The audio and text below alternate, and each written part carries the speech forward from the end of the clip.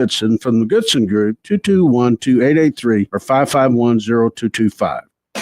When you're hiring, have you ever felt like you're missing out on meeting great candidates?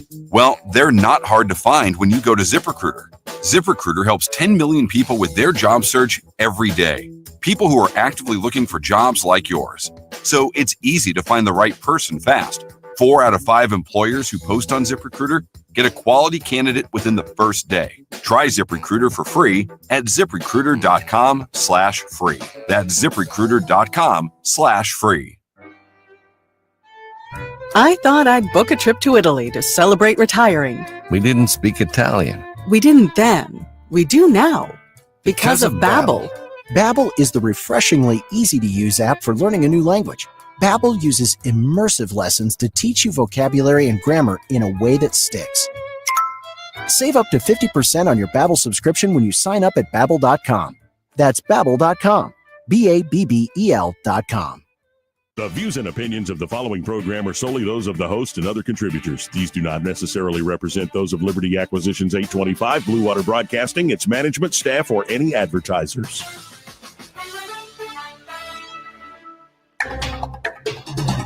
It's time for Montgomery's conversational radio show. It's news and views on News Talk 93.1 FM. To join the conversation, call 272-9228.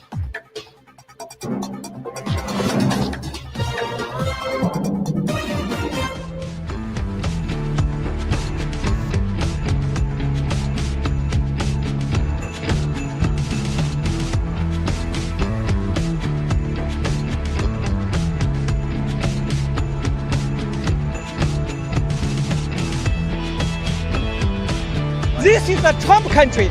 We live in the Southeast. We drink sweet tea. We don't drink socialist Kool-Aid. That's how you conduct yourself in a democracy. Joey Clark. Welcome into the program.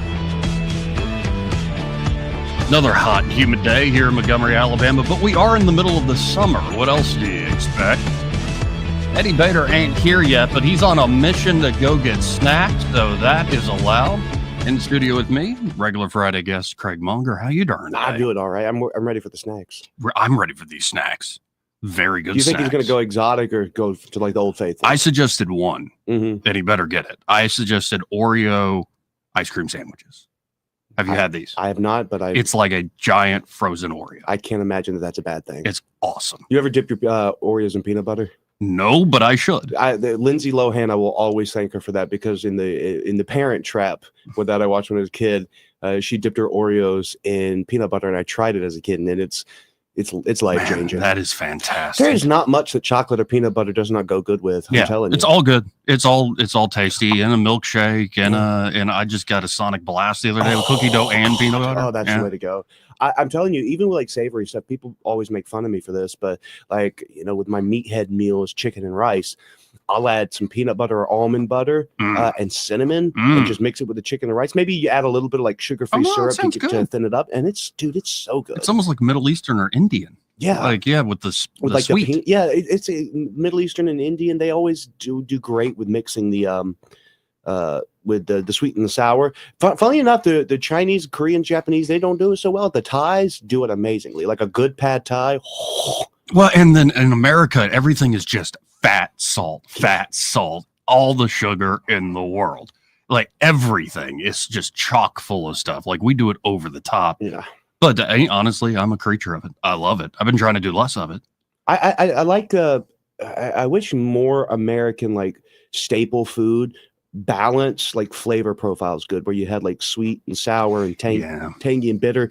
And the Asians, and I'll even say the French to a certain degree, a huge extent actually, they found a way to blend those really well to where it's like I'm having a very complicated experience when I'm eating food. In America, it's just like you're either going to get something really fatty and rich or something really sweet, or sometimes both. Right. And it is that balance that you got to strike, and really it's the balance in life. And I was talking about food and waiting on snacks from the Eddie Bader.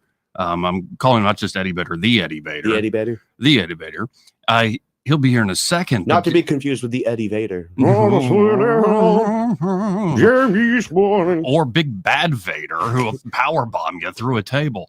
So Did you see yesterday? And I didn't know it had gone away, but Trump is bringing back the presidential fitness test to schools. I did not know that it had gone away as well. I thought it was still around, but they always pick up like a reformed roid head, and I love it. Yeah. Time to play the game. Remember when it was Arnold? Yeah. He got up there. Come on, we got to lift muscles. Yeah. They now have tapped. I mean, it's like Bryson DeChambeau, or I can't say his last name. Bryson DeChambeau, I think, is the professional golfer. He's on it. There's professional golfers and all sorts of people. I think Lawrence Taylor. But the one I want to talk about is, well, the head talent coordinator of the WWE. And it's interesting, just this week on Netflix, my grandfather and I have been watching it. They did a full behind the scenes, behind the curtain sort of thing where here's how we did the run up to John Cena's heel turn and WrestleMania. So you got to see like how they actually put stuff together. And of course, the main character in this is Triple H, being the guy who's essentially taken over running the creative of the company since Vince McMahon had his infamous exit. So here, the White House, some are calling it cringe. I don't care. The White House put this out on their Twitter. Let's watch it together. Time to play the game. It's Triple H walking through the White House doors. Time to play the game. Motorhead, of course. Right, where you've seen Trump meet dignitaries and the spitting of the water. Time to play the game. So I'm for it. Me too. I mean, that is say what you will. That is a man right there. Yeah, dude. That is a man. No, and you see a lot, like at least, and he knows cameras are on him and stuff. So I'm sure he's got stuff he's hiding. But like in that documentary, man, he acts like a father figure to a lot of these people. Oh yeah. And he is he's very thoughtful in like how he's doing a lot of deals and how he's putting things together, how he manages people. I've been really impressed with the fella. Yeah, he really is a creation of the McMahons, if you think about that, because he was obviously a great wrestling talent, but the WWE had a lot of great wrestling talent. It's very rare that they make their way to the administrative side as successfully as he did, typically because they die from drugs or brain trauma. But yeah, he's very impressive. Isn't it so weird? He is, correct me if I'm wrong, he is the son-in-law of the Secretary of Education, right? Yes. Okay. And it's not just he got into creative, he married Vince McMahon's daughter, Stephanie McMahon. And like apparently Linda McMahon, who was like the head of the transition along with Susie Wiles and Howard Lutnick. Linda McMahon was often like, I'll run the business at WWE. I'll let Vince run the creative. And she never really drew a line in the sand on creative. But it was before Stephanie McMahon and Paul Levesque, his real name, Stephanie and Triple H got actually married. Yeah. Vince booked in a pay-per-view event himself as Mr. McMahon fighting Stephanie McMahon. And I believe Linda McMahon said something to the effect of, if you put one mark on her, one bruise on her, I will divorce you and I will destroy this business. And so, like, it is, but what a strange world it is. He is such a strange man. I mean, obviously, all of the stuff against him got sort of dropped. I'm pretty sure that was kind of predictable. But man, that guy is wild as far as just his business acumen. It's almost like he reminds me of, he was Logan Paul before Logan Paul existed. Yeah. Because you remember when Logan Paul went into the forest and it's like, oh, this really horrific thing happened. Let's film it. That's Vince McMahon through and through. Yeah. Now, did he create some of it? Yeah, but he also, like, if there was drama, he wanted to introduce it into the WWE. Embrace it. Yeah, he embraced it through and through. Unless your name is well, never mind. I'm not gonna go talk about what's his face. I think I know what you're talking about. But here's Triple H actually being a human being at the presentation at the White House right next to Trump. First of all, I'd like to say the same. Thank you to President Trump. Thank you for this honor. I'm humbled by it. I'm truly honored to be on this. Vice President Vance, thank you very much. Secretary Kennedy, truly appreciate all that everybody is doing for the health and wellness of the entire country.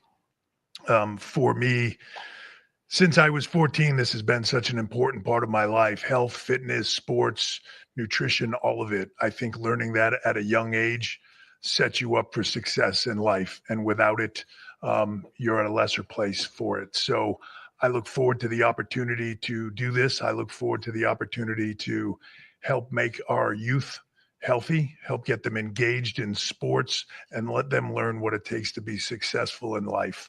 So thank you very much for the honor. Thank you. And it really is a motley crew when you see RFK Jr. up there with them, it's fascinating. But I think the whole SummerSlam, I think, is this weekend, their second biggest event.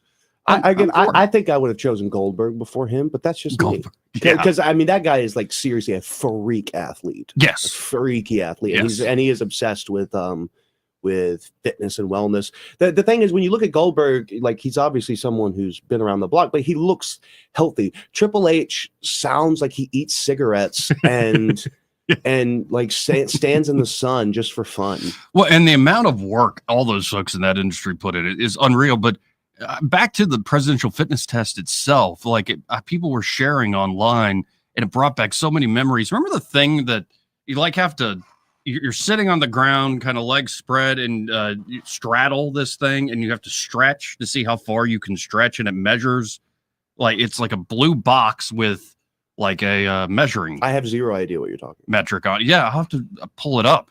Where it's like a blue box that you straddle, and it's like a big ruler on top of it. And you stretch as far as you can, and that's how it's measured. Oh. And I'm like, man, I hadn't thought of that thing in a long, long time. And I was not pliable. It used to hurt at all to get even close to touching my toes. It was and I was skinny. Yeah. And I was always, I remember the field days, I was always the fastest on the 100-yard dash. I was not the fastest on the 50-yard. But I was always able to be very quick if I had a lot of room to run. But thinking back to these field days we do over at St. Bede, it would be like a combination of doing all these events, like the races, the long jump. What else is in these? Do you remember any of these things? No, I was homeschooled, bro. Oh, I forgot about that. Explains a and lot. I was homeschooled overseas, so I missed a lot of these things that most people know as like experiences from their childhood. But at the same time as we're doing all these activities, I can remember like the stuff they would sell us. It was like Warhead, like gummies, and Surge. Remember Surge? The drink Surge. Yeah, and you look at that, I think it's like 80 grams of sugar in one can. So as we're like trying to be healthy, we're being stuffed full of all sorts of processed crap. But I didn't realize Obama got rid of this in 2012. I didn't know. Why would they get rid of this? Is this another thing of like, well, some kids will feel like left out at the bottom of the totem pole because they're fat? Well, I know. I remember it was it was Michelle Obama. She came out and she tried to do this big initiative. Yeah, the Let's Move initiative. Yeah, the Let's Move initiative. And she stopped talking about food and it became all about exercise. And then, and then people were like, hey, we're looking at the recommendations for kids in school and it has like lots of cereal and soda and fruit juices and stuff like that. And maybe we should have a conversation about what we're eating. No, because, the sugar industry is very powerful. And so, that was honestly the last I remember hearing about it was Michelle Obama with her flabby grandma arms getting up there she had like a 2.5 pound dumbbell, like, hey. Right. See, and like all that, like, especially some women, it's like, what do you do to work out? I walk. And it's like, that's great. Walking actually is a great way to burn calories, to stay fit. Like, it's a great routine. Yeah. If not ritual in the morning, getting sun and like, it's very good for you. So I'm not knocking it. But in terms of like a true exercise, I'm kind of like, But I think this is a great thing where you can take, say, professional golfers, or you could take somebody like Triple H and be like, if you don't get in shape, you big fat fatty, Triple H is going to come over here and pedigree you. He's got his sledgehammer and he's not happy. I think we need mass scale fat shaming in this country. I agree.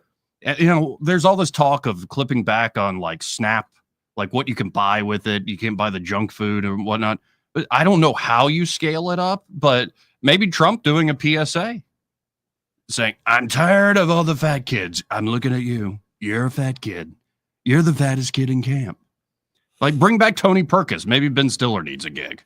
Well, I don't know. I mean, Donald Trump would be it's kind of ironic for him to be talking about people's sizes. Yeah, that's true. But he lost a bunch, and it looks like since he's become president, a little bit's been put back on. I don't know. I haven't really noticed a change in his in his size more so. I mean, the main thing I've noticed over the years is his hair, both the color and just the general fullness of it is diminished. Well, and JD Vance has definitely lost a lot of weight. Oh yeah. He over the years he has really fluctuated. So I think we'll seriously know once he becomes the next president. I think we'll know how stressful the job actually is based upon his waistline. And by the way, all this fat shaming crap I talk about, like you're talking to two guys. Craig's case is a little more extreme, but like I've been much heavier than I am now. I've been smaller than I am now too. Mm-hmm. But like it's not. I just know from my own experience, I feel so much better now than I did a year ago. Oh yeah. For so many markers. It has really nothing to do with what I look like in the mirror, because every time I look in the mirror, I'm like, oh, you're ugly. Yeah. Fuck. Get out there and try to make something of yourself. Like that's just a very real thing. I'm never really gonna be happy with what's in the mirror. Yeah. But it's more like my blood pressure is down. Like I can tie my shoes. Like I'm thinking a lot clearer, sleeping a lot better. Like it does compound. Like if you are starting, especially that fat around the middle, and I still got some. Yeah. Like it's kind of bringing on more problems than it's worth. Maybe you're in the middle of it and it's tough to stop, but it's much easier to get to somebody young, get the habits and the routines going when it's early, and then you kind of just, even if you fall off, you have those built in, you can go back to them. Well, yeah, I mean, and the thing is, it's like you really do have to be vigilant, because I was out of the gym for like a month after my accident, and then the subsequent health issues that came from that. And so getting back into it, it's not just going right back to doing what I was doing, because that's just it was too crazy. So I'm having to build up right now. So trust me, I get it. It's not easy, but once you get those habits developed, you all of a sudden, and cutting out the booze is another thing that really, really helps.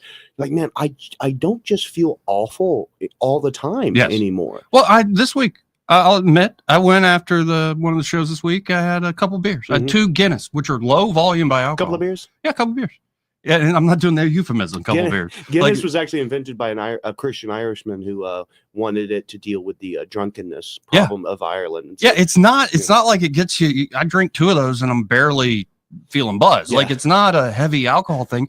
But again, because I track this stuff, like the next morning, I don't feel good. Yeah. Compared to when I don't drink. Doug Stanhope, the comedian, said that if I ever want Guinness, I'll just take a shot of whiskey and eat a loaf of bread. I like it. It's great with a cigar. I did love me some Guinness back in the day. It's good stuff. But yeah, just a little bit of alcohol. I've noticed it's like, man, I used to drink this stuff like a fish. Like, what in the world? Or God forbid, if you have like in this recovery, I've been way less. While I've been recovering, I was just way less picky about what I was eating. And the thing was, my nausea was so crazy that I kind of just could eat whatever I felt like eating in that moment. And nothing else stayed down. And so I would eat like a pizza or something, and you just feel awful. Mm-hmm. It's so bad. And you're like, man, most people eat like this every day. So their homeostasis is garbage. Yes. Like they think that how they feel is normal. It's not. So if you start eating healthier, you shed a few pounds, maybe you cut out the booze, you can party however you want to. I'm just saying that aside from like Molly, there's nothing worse about there's nothing worse for feeling horrible the next day than alcohol, in my opinion. Yeah. And I guess people have every right not to be healthy. You can live how you want. And there are some freaks of nature where they put down all the alcohol, they put down all the tobacco and all the stuff, and they're fine. All the WWE guys, that's what they were crazy about working out. How is Ric Flair still alive? How did Ozzy outlive Hulk Hogan? I know. Like, but in particular, Flair. Yeah, Ric Flair. He's still alive. How?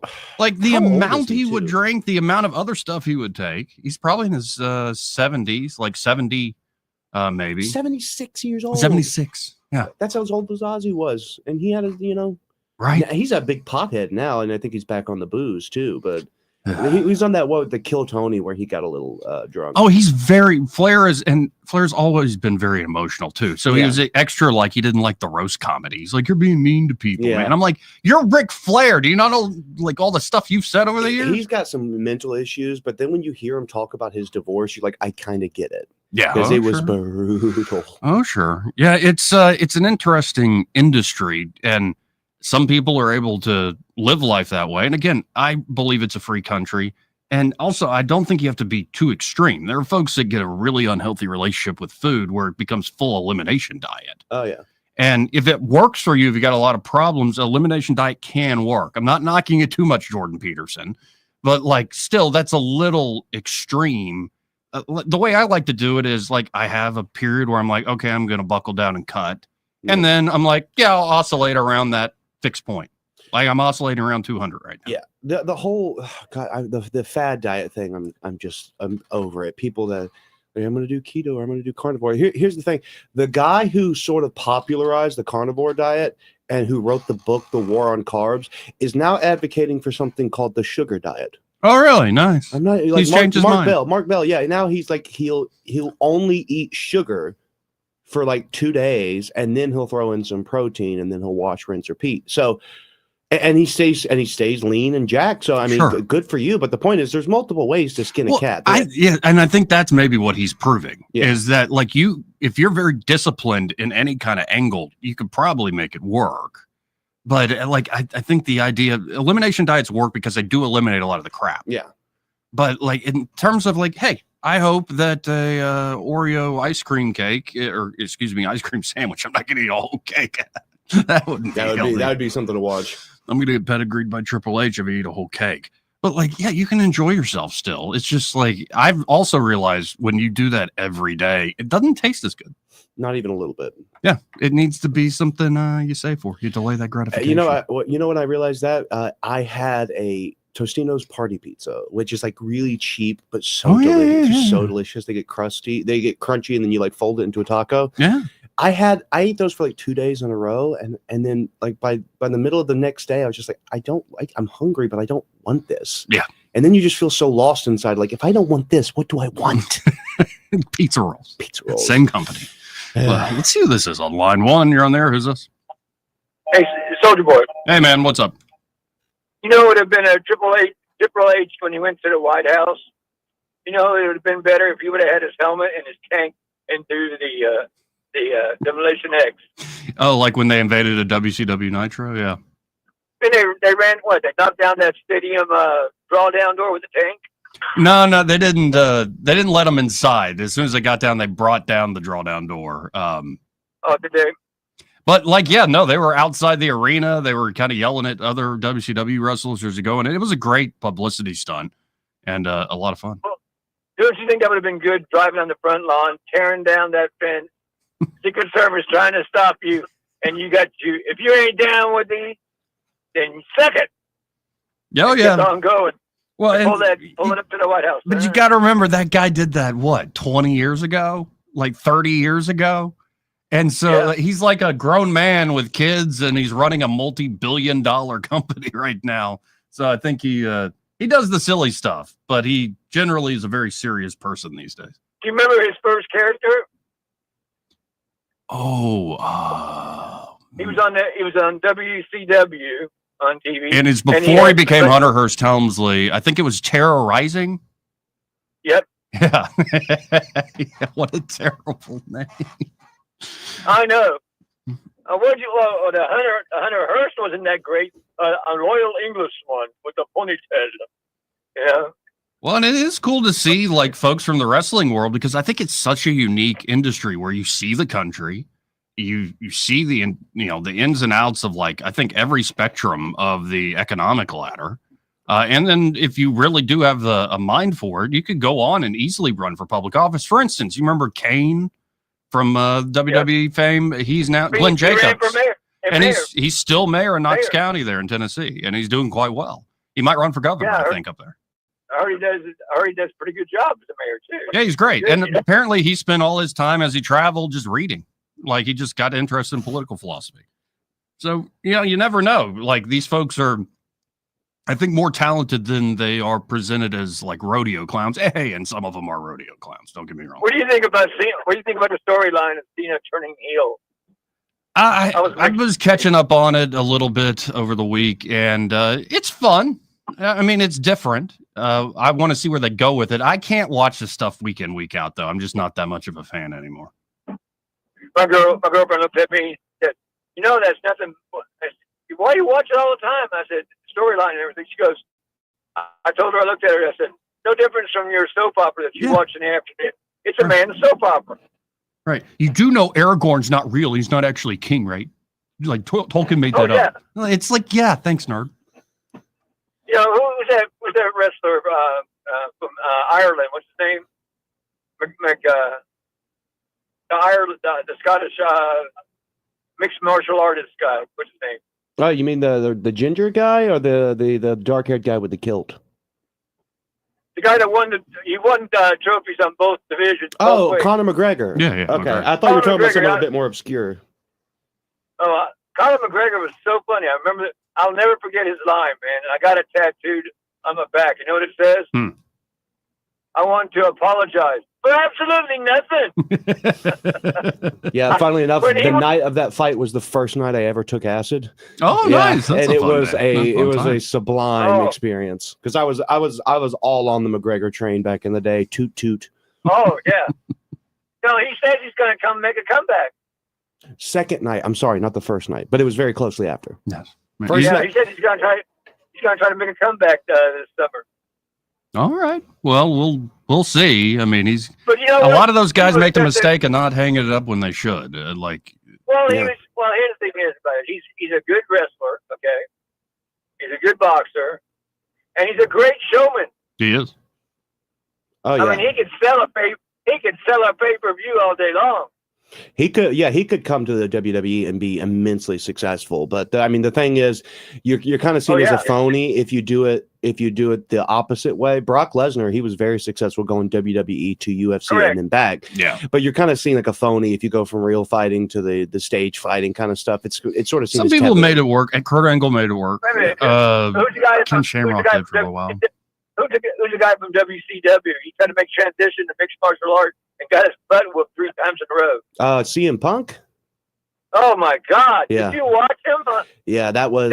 He tried, but he just didn't have. I mean, he beat up your average guy at a bar, but when he was up against professionals, when I saw him against a professional, I was looking at him. I was like, "Is wrestling that scripted?"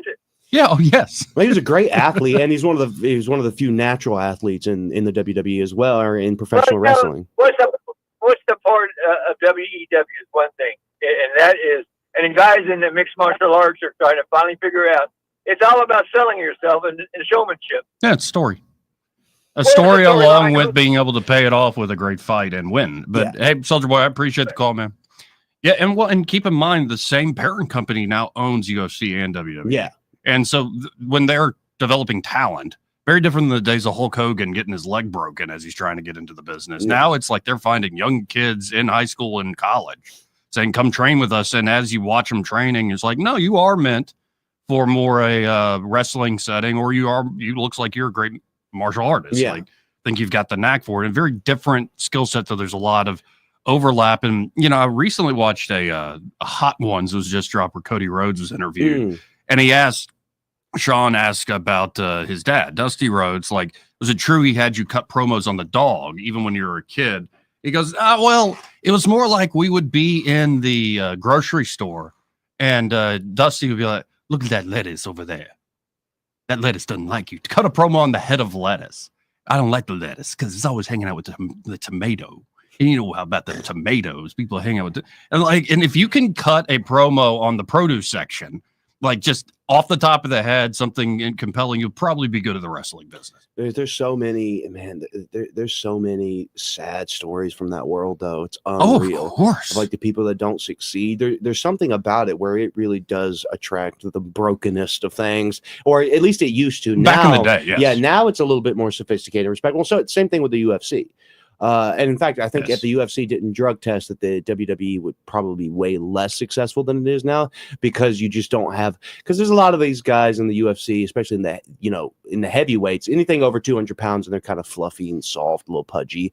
And you look at the WWE and you just have the freaks. Yeah. There's something to that. Yeah. No. And it used to be, it wasn't a top tier. It was a circus thing. Yeah. It was just a step above like porn. Yeah, pretty much. And you see these guys as they're keeping kayfabe, they would go to bars and somebody called them out. They would have to actually street fight with people. And so you got some really rough characters. You've got people literally living on the edge of society. And this is what they do every day, pretty much 365. And now it has become a much more professional thing. It isn't quite as much the freak show and the circus show as much as those days are hailed and admired. I think the sweet spot still really is the 90s, the late 90s, early 2000s, where it was coming out of that circus sort of era and then coming into its own and now it really is, talk about an incredible production. Being on Netflix too, it's now worldwide. The amount of what a business, and isn't it American through and through? Oh yeah. And as much as there are clearly Americans who would definitely love to mock it, it actually, I know there are a lot of conservatives and liberals that like the stuff. Like it cuts across politics, and it's the classic sort of self-promoting branding. I'm the best. I'm going to be over the top. It's a very American thing. It's like the grandest display of American opulence. Yeah. Apart from our like rappers and celebrities, it's like that's what, because these are superstars, but they're superstars that are both crazy wealthy and just physical specimens, which you can't really get past how impactful that is as like an American idea. Yeah, sure. I don't watch wrestling. I do fundamentally. If you were to really hammer me down on that, I'm like, it's kind of silly. But then again, so is Game of Thrones, and how popular is that? Well, and the thing with wrestling is it's okay for me most of the time. But then when there's like a really good match, like the WrestleMania they did this year, the triple threat match with Seth Rollins, CM Punk, and Roman Reigns with Paul Heyman, like. That was awesome. Like it was kind of an over the top, like that was a lot of fun to watch right there. Athleticism, great story. Like who's Heyman going to choose? Like double crossing. And it's that sort of surprise. In the same way, there are a lot of shows you go back and watch and they're not as good as the first time because they rely so much on the hook of the surprise of what's coming. There's a never-ending surprise or a bag of surprises with WWE. And there's many people have said this and said it for years, but if you actually want to understand Trump and the era of politics we're in, you have to understand why is wrestling such a billion-dollar industry. Oh, yeah. The overlap is immense. That's why you see even Triple H himself, the game, heading up the new presidential fitness group. Interesting. Make America fit again. So, Mafa, we got to hit we got to make a quick break here. Be right back. Want to carry News Talk in your pocket? Download the News Talk 93.1 app from the App Store. Available on iPhone and Android. Never miss a moment. Download now. For too long, Alabama's statewide news companies have shamed us for our conservative Christian values. Alabama deserves a news company that cherishes our culture, a company that isn't bought and paid for by the powers that be. 1819 News is that company. Run by Alabamians for Alabamians, 1819 News celebrates what is good and beautiful about our state, while exposing those who work against our values in secret. Just go to 1819news.com to learn more. Subscribe to our newsletter. That's 1819news.com. Let's face it, what our customers say about our business is the most important advertising tool. Here at Adams Drugs, we love our customers. We're here with Al and Amy Steinecker, Adams Drugs customers. Amy, please tell us how easy it was to transfer your prescriptions to Adams Drugs in the big box store. It was one of the easiest things I've ever done. I went into the pharmacy on Bond Road and spoke with the pharmacist and told him we had not been happy where we'd been and would love to transfer our prescriptions. And he said, I'll be happy to call them. And that was that. And now when I call, I just say I need to have a prescription filled. And it's just that simple. Al, what has your customer service been like at Adams Drugs? It's amazing. You walk in, you're not standing in a line. They speak to you, call you by name, and say, what do you need today, Al or Mr. Steinecker? It's wonderful. It doesn't get any better. Please come into any Adams Drugs location and let us earn your business. Visit us at adamsdrugs.net for the location nearest you. Adams Drugs is your independently owned Health Mart pharmacy. Health Mart, taking the time to listen and care. Hey y'all, this is Steve Kirkpatrick for Big Block Designs. I haven't always been a drafter. I grew up in the radio, TV broadcasting business in Pensacola, which is why I know the value of advertising on Blue Water Broadcasting. And you know the first thing you do when you get in the car is turn on the radio. Blue Water Broadcasting gets results. Big Block Designs has grown because we advertise with Blue Water. It works. Want to grow your business? You should too. Have a better day. Did you know that radio is the #1 reach platform in all of media? It's true. Call us to find out how to put radio's #1 reach to work for your business. Blue Water Broadcasting. Local folks helping local business. The Rich Thomas Weather Network is brought to you by Ernest Financial. If you're tired of losing your money in the stock market, call David Ernest, 334-279-7431. Ernest Financial, LLC. Rich Thomas Weather. Well, hi, everybody. Happy Friday. Welcome to August. One more day. We have a heat advisory in effect for today with the heat index near 105 and the actual high temperature in the mid-90s. I think we will be in the low to mid-70s tonight. Random, scattered to numerous showers and storms, mostly in the afternoon and evening hours, and the risk of more scattered storms through the weekend. But temperatures are going to start to come down a bit. It's 91 the high on Saturday. How about middle 80s on Sunday with a low Sunday night around 70 and Monday's high in the lower 80s? Yes, bring it on. From the Blue Water Weather Center, this is Rich Thomas. CB&S Bank has digital banking solutions to help you keep up. Check balances, pay bills, and much more. Learn more at cbsbank.com. Charges and fees may apply from your cellular service provider. Contact your service provider for information. Member FDIC. All the headlines the mainstream media won't touch. Your News Talk station. News Talk 93.1 FM WACV.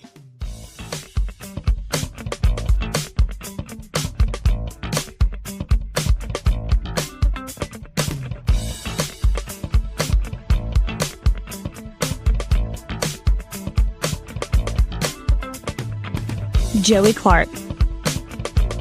Welcome back. Let's go right to the phones and talk to Simpler Days. Hey, Simpler Days, how you doing? Hey, darn, pretty good. Joey, have you ever tried just talking about diet and physical fitness? Have you ever tried just fasting? Fasting? Yeah. Yeah, I've done a couple day before, a full-on day. I haven't tried to do more than that. You know, back when I was in high school and was wrestling, I learned to fast coming out of football season into wrestling season. But to me, it works like if you eat, you know, one meal in the morning, and then you can go through the day without, you know, snacking and eating a big meal at lunch, and then eating an early, you know, meal at supper, and then continuing the fast into the next day. No, every day of the week, I go get breakfast after I work out, and it's usually like a big breakfast burrito with eggs and some meat and cheese, a little bit of hash brown in the thing. It's like 800, 900 calories. And then I'm sitting here right now, again, Monday through Friday, I don't eat lunch. And then I eat probably about 5:36 at night and eat a nice dinner, and I'm good. Yeah, if I didn't have eating the one meal a day is what I did for a long time, actually. And if I didn't have like further goals in fitness, that's exactly what I would do. It's the best way to go, especially at the end of the day. You load up with some steak and maybe some potatoes and vegetables, and you feel nice and full, and your energy is normal, and you don't have to take time to cook or do anything. It's a great way to live. Well, and on Sundays I go work out, then I write for my weekly column, and I don't eat till dinner. So it's a pretty big fast from the dinner before. I like fasting at least one day a week, like a good 24-hour fast, one day a week.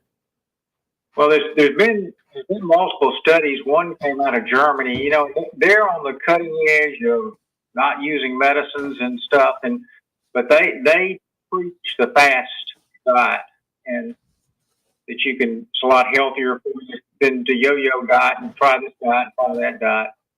Hey, Joey, when you were at Catholic, I know the football players and the athletes, but did they have a mandatory PT program for non-athletes?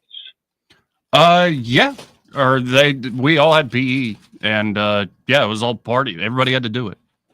Well, did they give you, like, the president's, you know, the president's test on physical fitness? I remember when I was in junior high school and middle school, whatever you want to call it now, that we had that.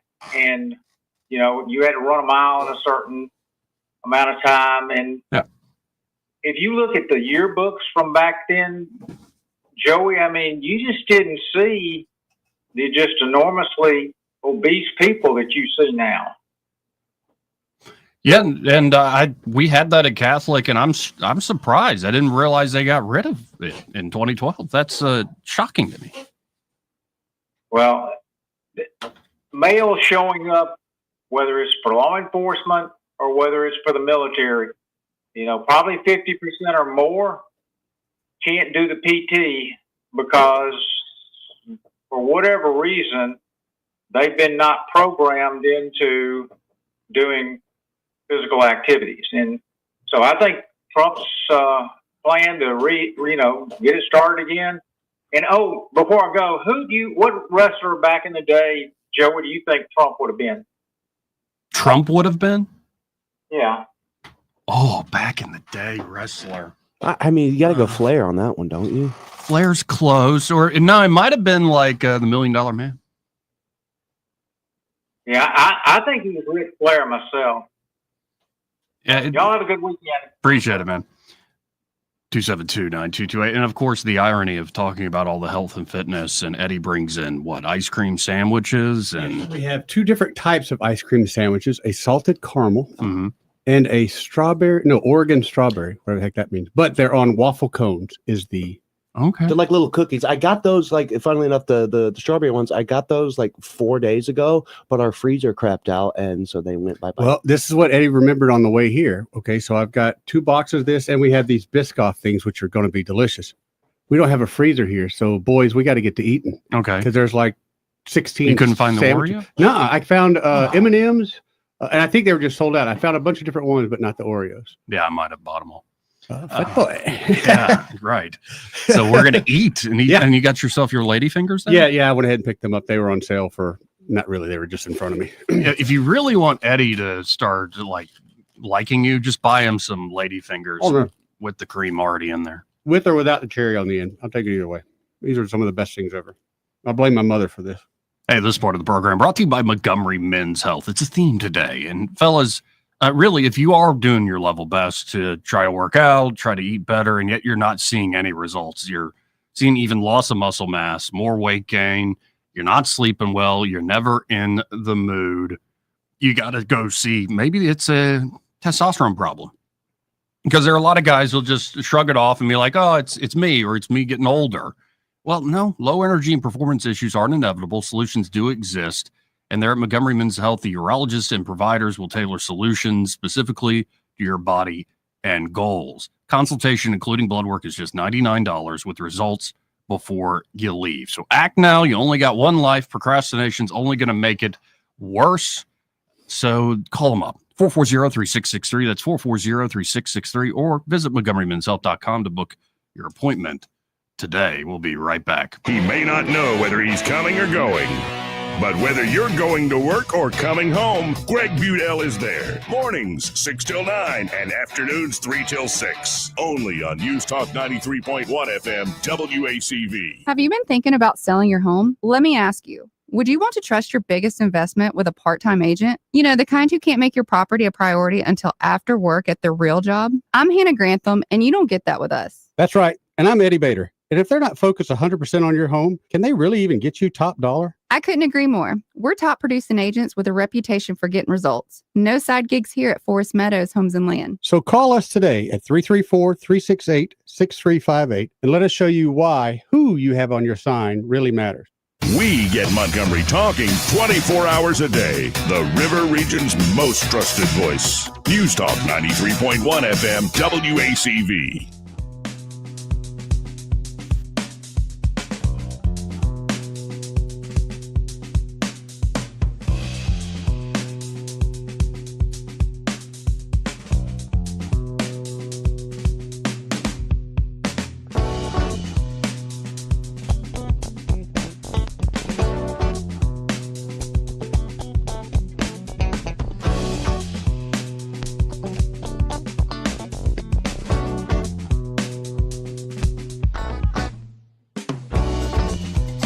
Joey Clark. Welcome back. Salted caramel ice cream sandwich is awesome. This is good eating music right here. Oh, yeah.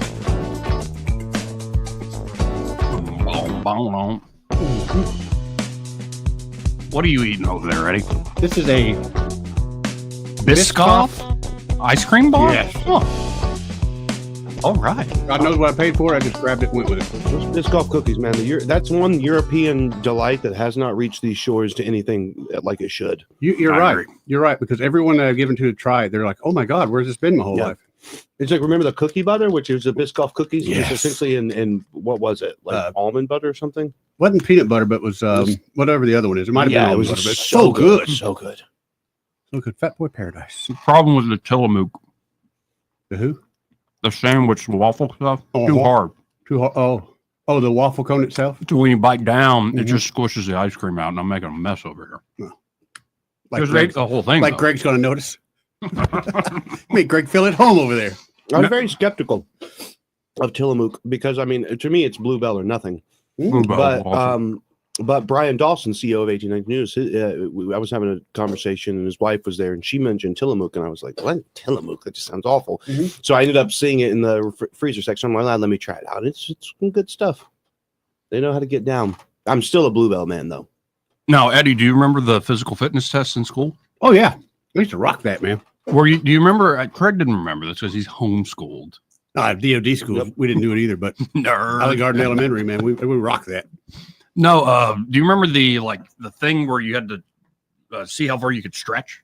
Oh yeah, where it's the big box you straddle and it's got the ruler essentially on top, and you stretch that far out. And I'm like, man, I used to kill that. We had the shuttle. You were shuttle flexible? Run. Oh yeah, dude, that's why I was fat.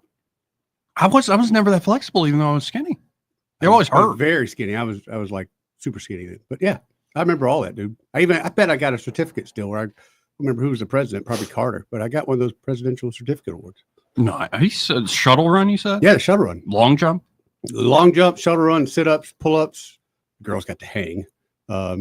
Push-ups, all that kind of gay stuff. It was good, though. It is bizarre how, difficult pull-ups are for women. Like, when you see them try, especially even if they're, really fit, it's amazing. It's just very difficult. Talking about difficult. So what's going on with those Amazonians and the CrossFit stuff? Something. They do that kipping crap. That doesn't count. It doesn't count. The little swinging ones. Kipping's like using your legs, kind of. Where you kind of just. You kind of do I just this thought motion. they were having a bit of a seizure. Yeah, whereas it's like no full dead hang, then up. Nah, I'm good. I might do one if my life depends on it, or maybe if you put one of these little boogers up top, I might be able to do two. That's a tactic. We tape it to the top of the pull-up bar, and that's how he gets a bite. On a hot day, let it slowly drip down. Oh yeah. Yeah, I remember. I always won the 100-yard dash. Yeah. Yeah, not the 50. It was a thing in football. My 4-yard dash is not great, but I always beat folks. We ran the whole field. I was. You just need to get warmed up a little bit. Yeah, my quick step. They were trying to teach me to do shorter. Yeah. I'd do long strides, and they're like, no, initially to get going, you do start the out shorter first steps. gear, not third gear. Right, you need to be sudden, son. Sudden. I'm like, what do you mean Need to be sudden? Be sudden. I'm like, okay. I hadn't heard that in forever. Yeah, you need to be sudden. Did you see that Trump has also announced renovations of the White House, a brand new $200 million ballroom? Ballroom, Joey. Ooh, fancy. Also, somebody sent me a speech he gave realtors, I guess yesterday or the day before. Yeah? You Telling like us it? that yeah, of course. He has a special place in his heart, as he said. I have a special place in my heart for realtors. Of course. And but he kind of same thing we are. We're waiting for an interest drop. We like the things we do. We help people, buy houses, families, and things like that. So it was good to see the president. And that's the first time I ever remember one being behind us. It was Biden kind of kneecapped us. Well, and with by the way, that ballroom, $200 million will be paid for entirely by private donations.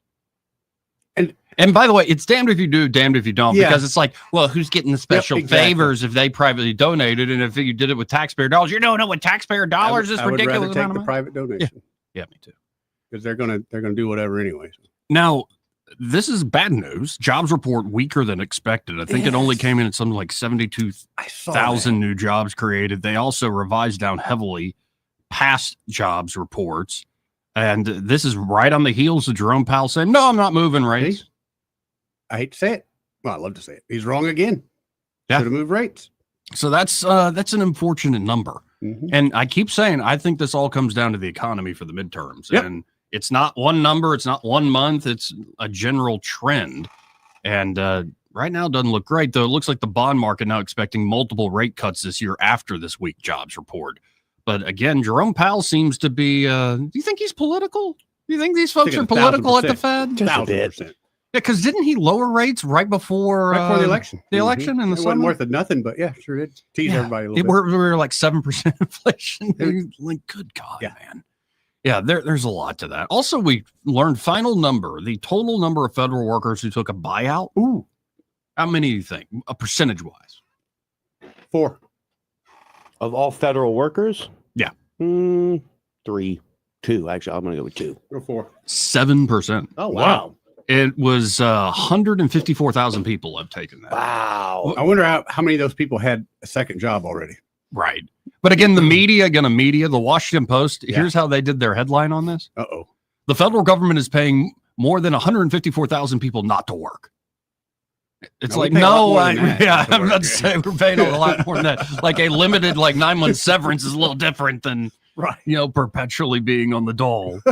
But that's how the Post has got to frame it.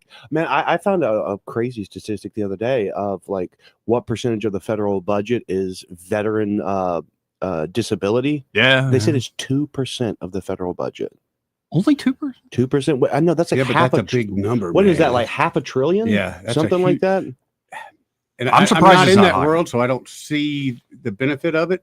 But I kind of feel like there's. I've never met a veteran who wasn't on disability. Yes. And it's like, okay, this is the problem with just veterans in general that gets exhausting. It's like, okay, listen, you changed oils and Humvees in Biloxi, Mississippi for 15 years, and what now? You get 20% discount at the 511 store, and you stand up at baseball games, and now you get perpetual disability because I don't know, you breathe some fumes in a garage. But he put his life on the line. It was an opportunity. Yeah, sure. If you got a Purple Heart, if you know what a bullet sounds like whizzing past your ear, yeah, sure, catch all the disability in the world. If you're literally, veteran is just this word that can apply to literally someone who pushed papers in an office for 25 years, or someone who went and shot people and was shot at for a living for a decade. I'm sorry, those two people shouldn't be on the same footing.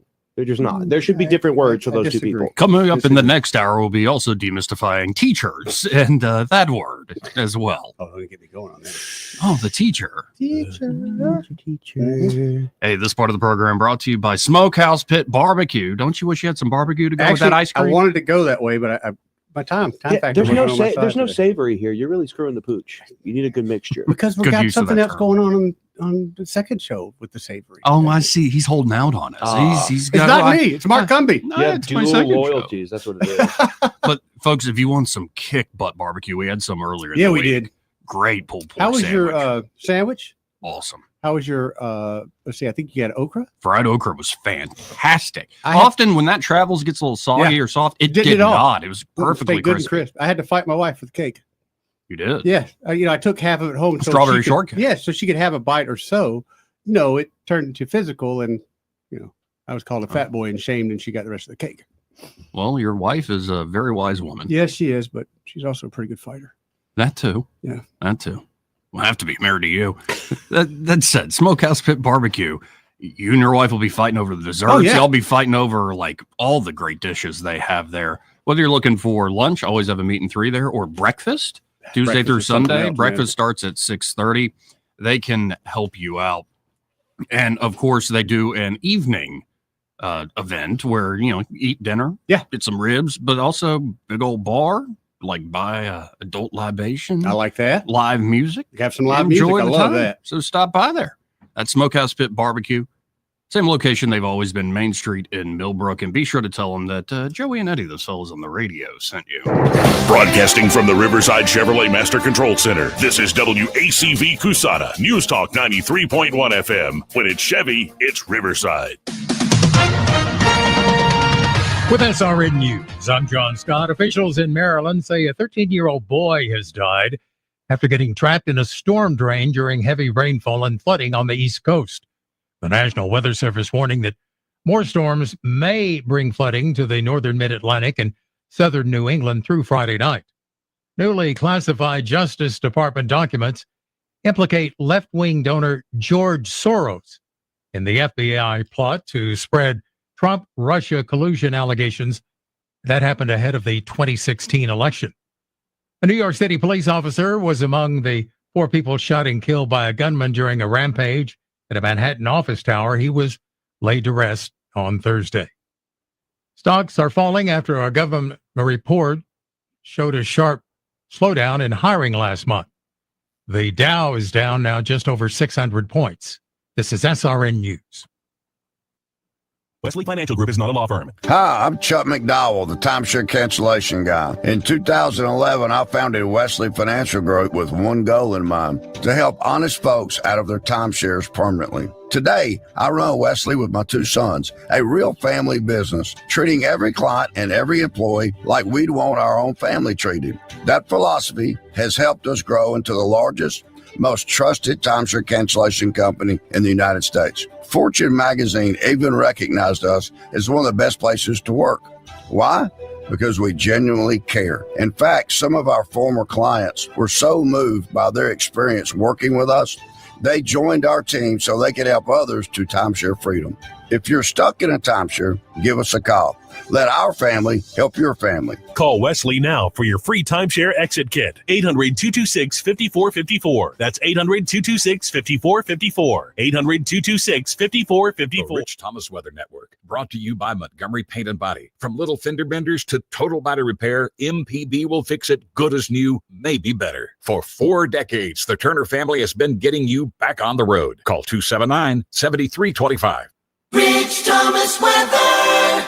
Well, hi, everybody. Happy Friday. Welcome to August. One more day. We have a heat advisory in effect for today with the heat index near 105 and the actual high temperature in the mid-90s. I think we will be in the low to mid-70s tonight. Random, scattered to numerous showers and storms, mostly in the afternoon and evening hours, and the risk of more scattered storms through the weekend. But temperatures are going to start to come down a bit. It's 91 the high on Saturday. How about middle 80s on Sunday with a low Sunday night around 70 and Monday's high in the lower 80s?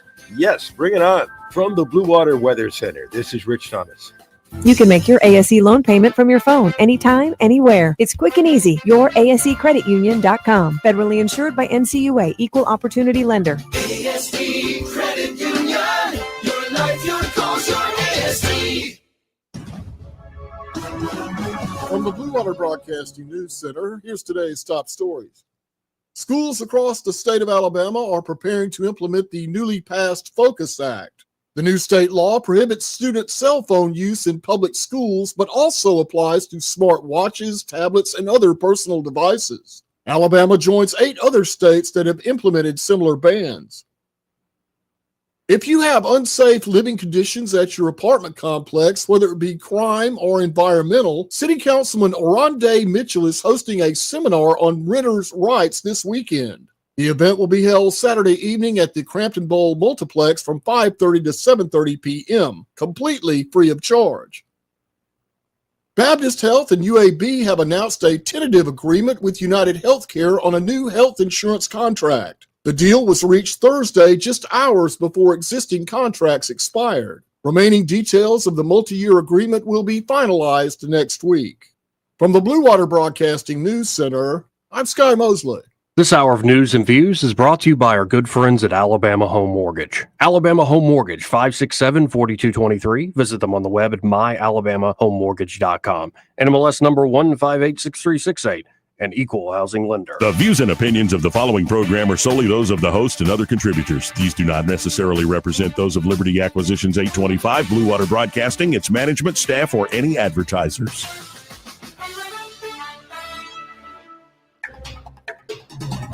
It's time for Montgomery's conversational radio show. It's news and views on News Talk 93.1 FM. To join the conversation, call 272-9228.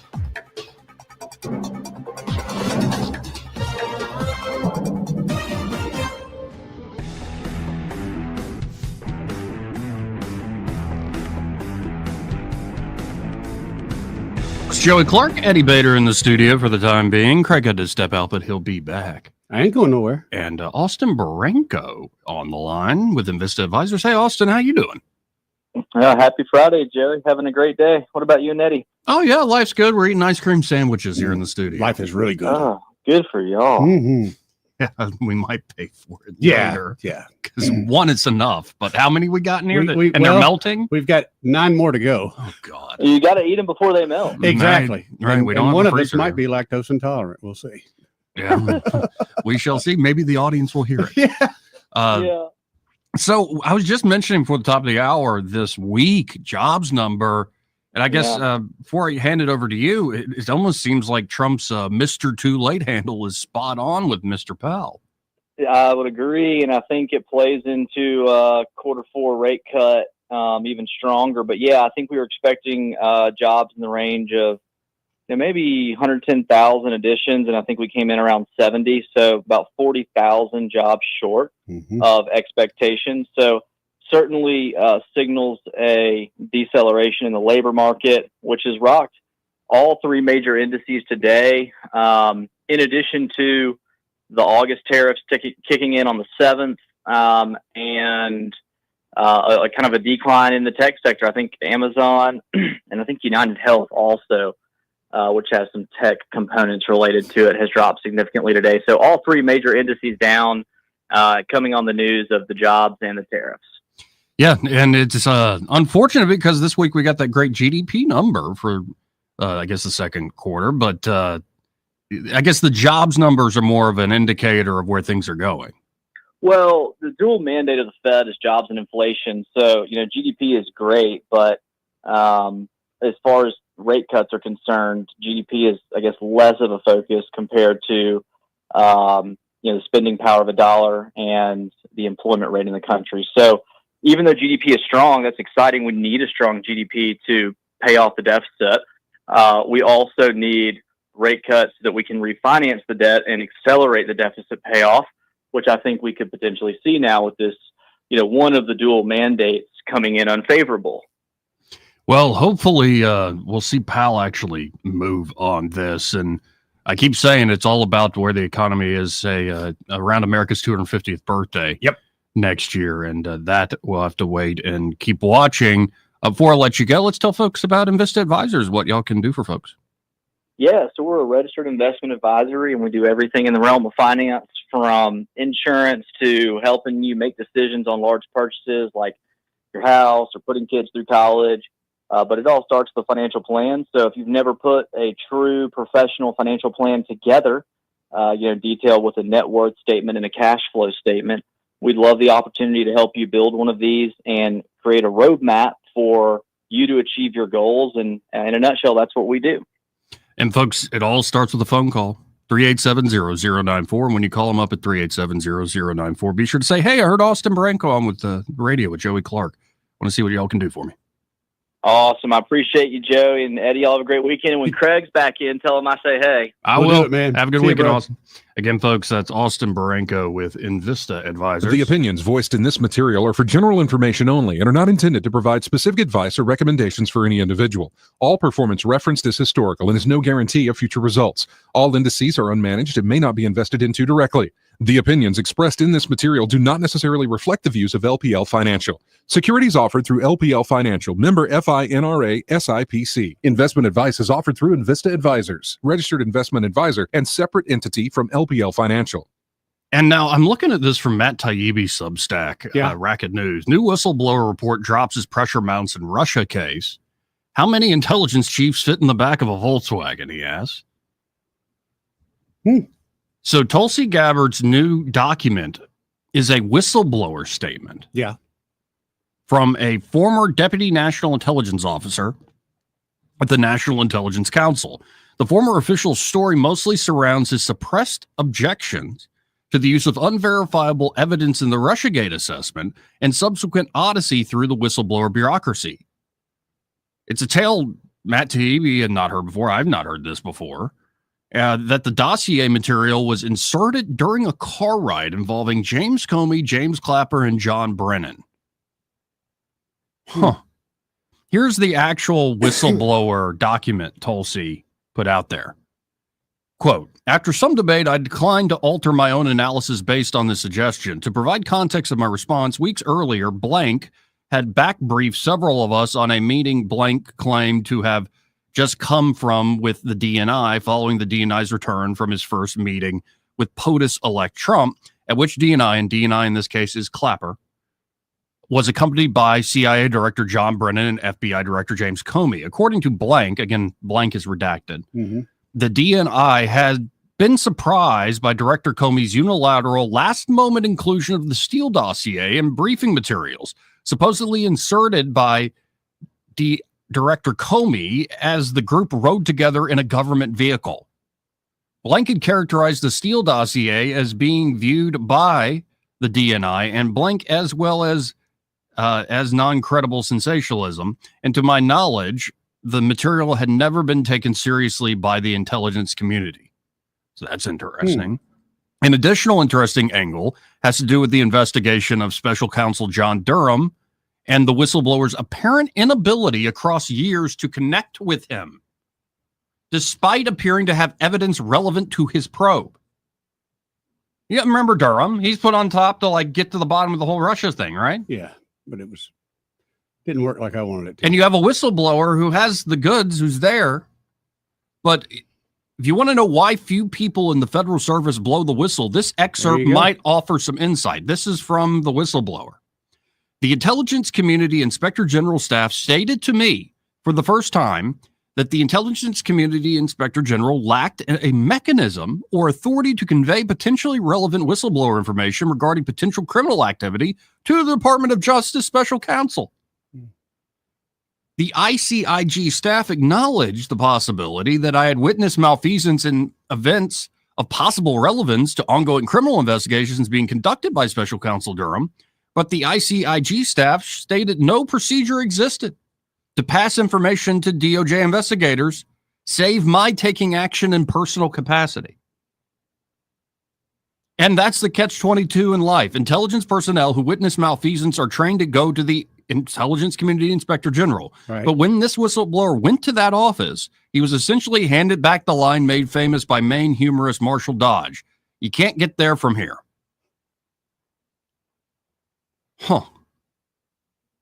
Now, Jonathan Turley also has a great write-up about all of this, characterizing it as how Democrats pull off the greatest lie in American political history.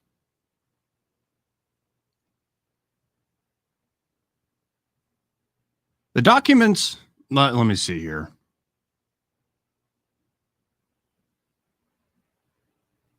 This week, Washington was rocked by new releases in the declassification of material related to the origins of the Russian investigation. The material shows further evidence of a secret plan by the Clinton campaign to use the FBI and media to spread a false claim that Trump was a Russian asset. With this material, the public is finally seeing how officials and reporters set into motion what may be the greatest hoax ever perpetrated in American politics. There never was a Russian collusion conspiracy. This is the emerging story of the real Russian conspiracy to manufacture a false narrative that succeeded in devouring much of the first term of the Trump administration. What is emerging in these documents is a political illusion carefully constructed by government officials and a willing media. The brilliance of the trick was getting reporters to buy into the illusion, to own it like members of an audience called to the stage by an illusionist. The effort closely followed the 3 steps of the classic magic trick: the pledge, the turn, and the prestige. Great, probably my favorite Christopher Nolan movie. The pledge. The trick began with the pledge, the stage where the public is set up by showing ordinary events with the suggestion that it is about to transform into something extraordinary. The key is to make something seem real that is actually not. The Clinton campaign delivered the pledge by secretly funding the Steele dossier, using Fusion GPS and a former British spy named Christopher Steele to create a salacious account of Trump being an agent of Russia. New emails state that Hillary Clinton personally approved the operation. It was Elias who was the general counsel to the Clinton presidential campaign when it funded the infamous Steele dossier and pushed the false Alpha Bank conspiracy. His fellow Perkins Coie partner, Michael Sussman, was indicted but acquitted in a criminal trial. During the campaign, a few reporters asked about the possible connection to the campaign, but Clinton campaign officials denied any involvement with the Steele dossier. After the election, journalists discovered that the payments for the Steele dossier were hidden as quote-unquote legal fees among the $5.6 million paid to Perkins Coie under Mark Elias. When New York Times reporter Ken Vogel tried to report the story, he said Elias pushed back vigorously, saying, "You or your sources are wrong." Times reporter Maggie Haberman declared folks involved in funding this lie about it with sanctimony for a year. Folks involved in funding this lied about it and with sanctimony for a year. Later, John Podesta, Clinton's campaign chairman, appeared before Congress for questioning on the Steele dossier. Podesta emphatically denied any contractual agreement with Fusion GPS. Sitting beside him was Elias, who reportedly said nothing to correct the misleading information given to Congress. The FEC ultimately sanctioned the Clinton campaign and the Democratic National Committee over the handling of the funding of the dossier through his prior firm. So that's the pledge. What's the turn? The next step is the turning point, when the ordinary becomes something extraordinary. This required the involvement of the government. And this is what I keep saying. It's one thing to cook up fake stuff on your opponent and smear people with fake stuff and lies. But to launder it through the government, well, that's how you turn the ordinary political attacks into something extraordinary. The Clinton team worked behind the scenes to feed the dossier to the FBI. It would be the criminal investigation that would transform the ordinary accounts, like Carter Page speaking to Moscow, into an elaborate Russian plot. Even though the FBI was warned early on that Page was a CIA asset, not a Russian asset, the Clinton team found eager officials in the Obama administration to assist in the illusion. The newly disclosed evidence shows how the turn was made.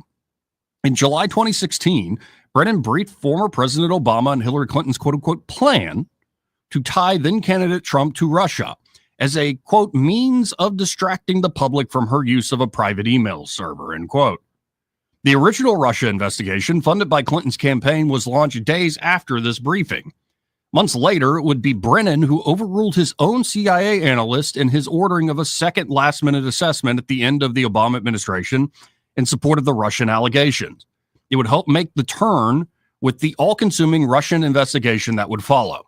Career analysts were not buying the turn. They objected that the reliance on the Steele dossier, quote, ran counter to fundamental tradecraft principles and ultimately undermined the credibility of a key judgment, end quote. One CIA analyst told investigators that, quote, Brennan refused to remove it. And when confronted with the dossier's main flaws, Brennan responded, yes, but doesn't it ring true? That is the key to the turn. It needs only to be enough to fool the audience. The prestige. The final stage is called the prestige, where the magician faces the toughest part of the trick. As explained in the 2006 movie The Prestige, the viewer is, quote, looking for the secret, but you won't find it because, of course, you're not really looking. You don't really want to know. You want to be fooled. However, making something disappear isn't enough. You have to bring it back. By the way, if you've not seen that movie, incredible movie. And it gets better with each watch. It's one of those movies. It's so well layered. So well acted. Michael Caine, Christian Bale, Hugh Jackman, incredible movie. The difference is that this trick was designed to derail Trump, and it worked. In the end, however, the special counsel and inspector general both rejected the Russian collusion claims. The public then reelected Trump. Now the prestige may be revealed by the CIA. Reports indicate that the CIA is about to declassify material showing that foreign sources were also in on the trick. The information reportedly indicates that foreign sources were aware of the move to create a Russian collusion scandal and expected that the FBI would play a role in the plan. That was before the Bureau launched its controversial Crossfire Hurricane probe. One source said the foreign intelligence predicted the move with alarming specificity. This is what we went over yesterday. The most recently declassified material shows that the Russian actors in 2016 hacked emails from the Open Society Foundation, formerly known as the Soros Foundation. The emails reveal a broader network of activists and allies who were aware of the Clinton conspiracy. Leonard Bernardo, who was the regional director for Eurasia at the Open Society Foundations, explained that during the first stage of the campaign, due to lack of direct evidence, it was decided to disseminate the necessary information through the FBI affiliate, from where the information would then be disseminated through leading U.S. publications. Bernardo added, Julie, Clinton campaign advisor, says, it will be a long-term affair to demonize Putin and Trump. Now it is good for a post-convention bounce. Later, the FBI will put more oil into the fire. The media, including the Washington Post and New York Times, which won Pulitzer Prizes for reporting on the debunked claims. I hope he sues the pants off the Pulitzer people. What's going to happen, though? End them. It's a joke. Oh, I would love that, but the media are apoplectic in dismissing these disclosures. The last thing they will do is report on how they helped sell a political hoax. The problem is that they never said it was a trick. They said it was the truth. That is why they cannot honestly cover the story. To do so would not be coverage. It would be a confession. It appears that everyone was in on the trick. The U.S. government, the media, even foreign governments. The only chumps were the American people. Now they are about to see how it was done. And we are seeing it, slowly but surely. But again, I go back to that quote from The Prestige. It was apt for Jonathan Turley to include it in his column. You're looking for the seeker, like the secret. Mm-hmm. But you won't find it because, of course, you're not really looking. You don't really want to know. You want to be fooled. Yes. And I think that's so much of what our political media operates off of. You don't want the truth. You don't want the actual secrets. You want to be fooled. And that's what they always seem to rely on. It's one thing to go to a magic show. And yeah, I go to a magic show because I do want to be fooled. Right, I want to be like, how that. did you do that? Yeah.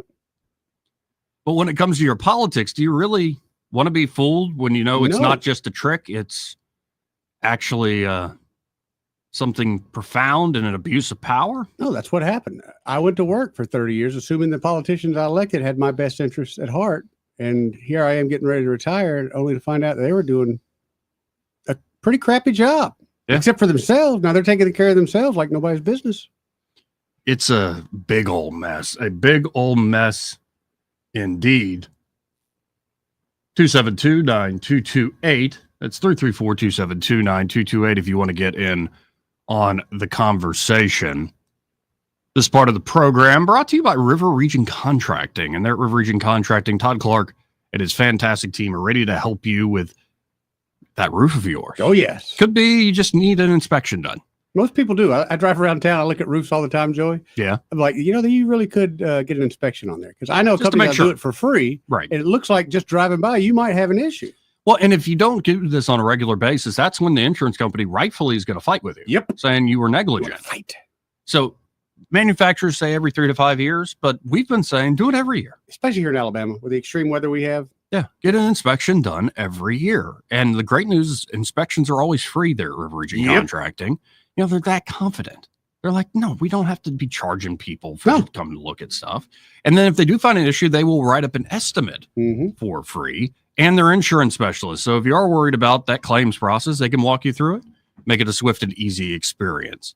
So y'all check them out today. Again, that's Todd Clark and the great team at River Region Contracting, 356-8635. That's 356-8635. And be sure to tell them that Joey and Eddie, those fellas on the radio, sent you. Craig Monger rejoining the show here. What up, Craig? Just had to work a little. You want some more ice cream? No, I'm actually regretting the 3 ice cream sandwiches I've already eaten. You've eaten 3? We have found our lactose intolerant person. Yeah. I don't think that makes me lactose intolerant. I think that makes me normal. I don't know. 4 would make you normal. Well, I already got the bubble guts from America Deli. My grandfather wanted a Philly cheesesteak from there, and I got the boneless wings. And as soon as I'm eating them, I'm like, this is a mistake. This is not good food. I'll mess up some boneless wings. I have to. Having the bone-in wings gets me at a decent pace. Kind of slows you down. Yeah, a little slows bit. you down. Well, makes you feel better. I did bring in some healthy. I got 2 tubs of watermelon over there. I love me some. Me too.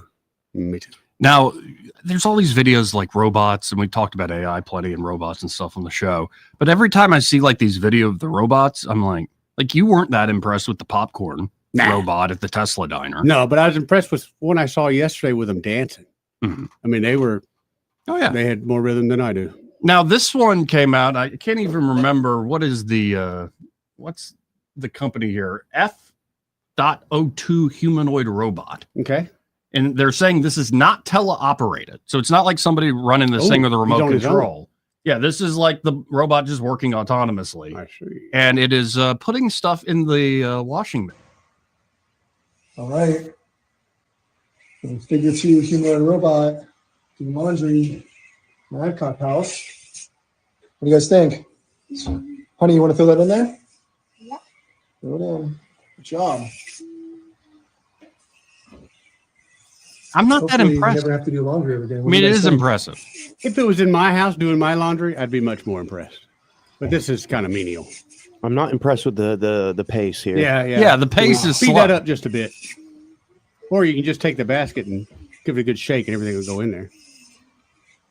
Yeah, but you should be able to grab more than one article of clothing with a hand. Joey, he's a robot.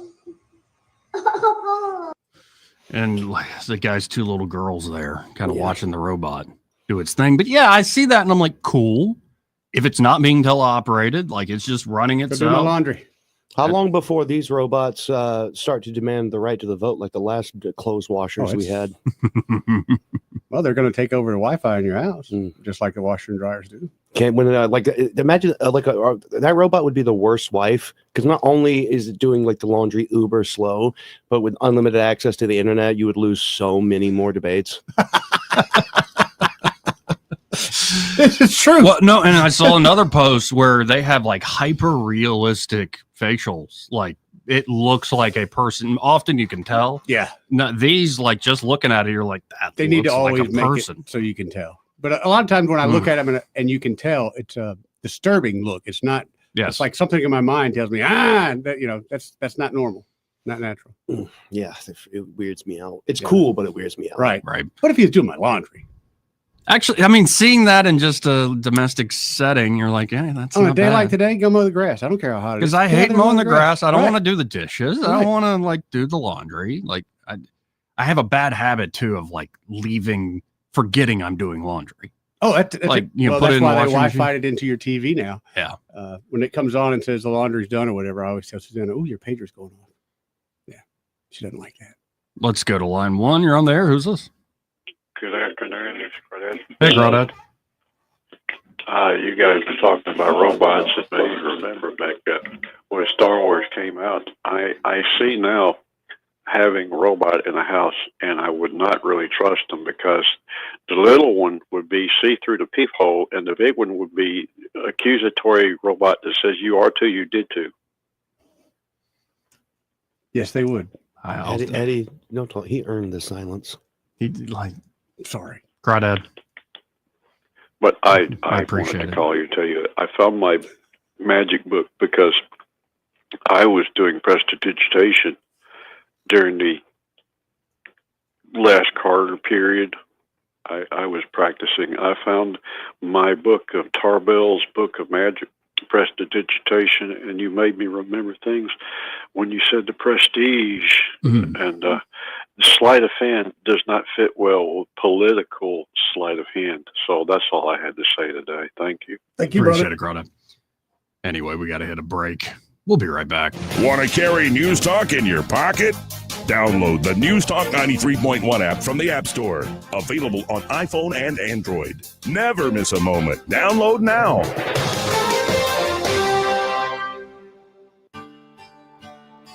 What's your biggest investment? More than likely, it's your home. So treat it that way when you hire a painting contractor. With PBS Painting, there are no gimmicks, no $99 specials. Just quality painting and someone who treats your home with the same respect that you do. At PBS Painting, we have been painting for years and look forward to many more years to come. With PBS Painting, the job gets prepped properly, whether it's cleaning, scraping, or priming. We always use quality products, which is a must for a quality paint job. So if you're looking for a painter that doesn't need upfront money and is on the job at all times, then please give me a call. Scott Bowers and PBS Painting, 294-5122. That's PBS Painting, 294-5122. Look at some of our work on Facebook at PBS Painting Montgomery. Hey, it's Ashley, the owner of Pest Pro Services, and just a quick reminder about our most popular services, termite, pest, and mosquito control. And here's something you may not know, our mosquito control now covers fleas and ticks too. Building a home, call us for your termite treatment. Selling a home, call us for your real estate inspection. Whether it's your home or business, we'll keep you protected. Call or text 265-9990, that's 265-9990, or visit us on the web at ppsriverregion.com. And remember, when you want to know, call a pro.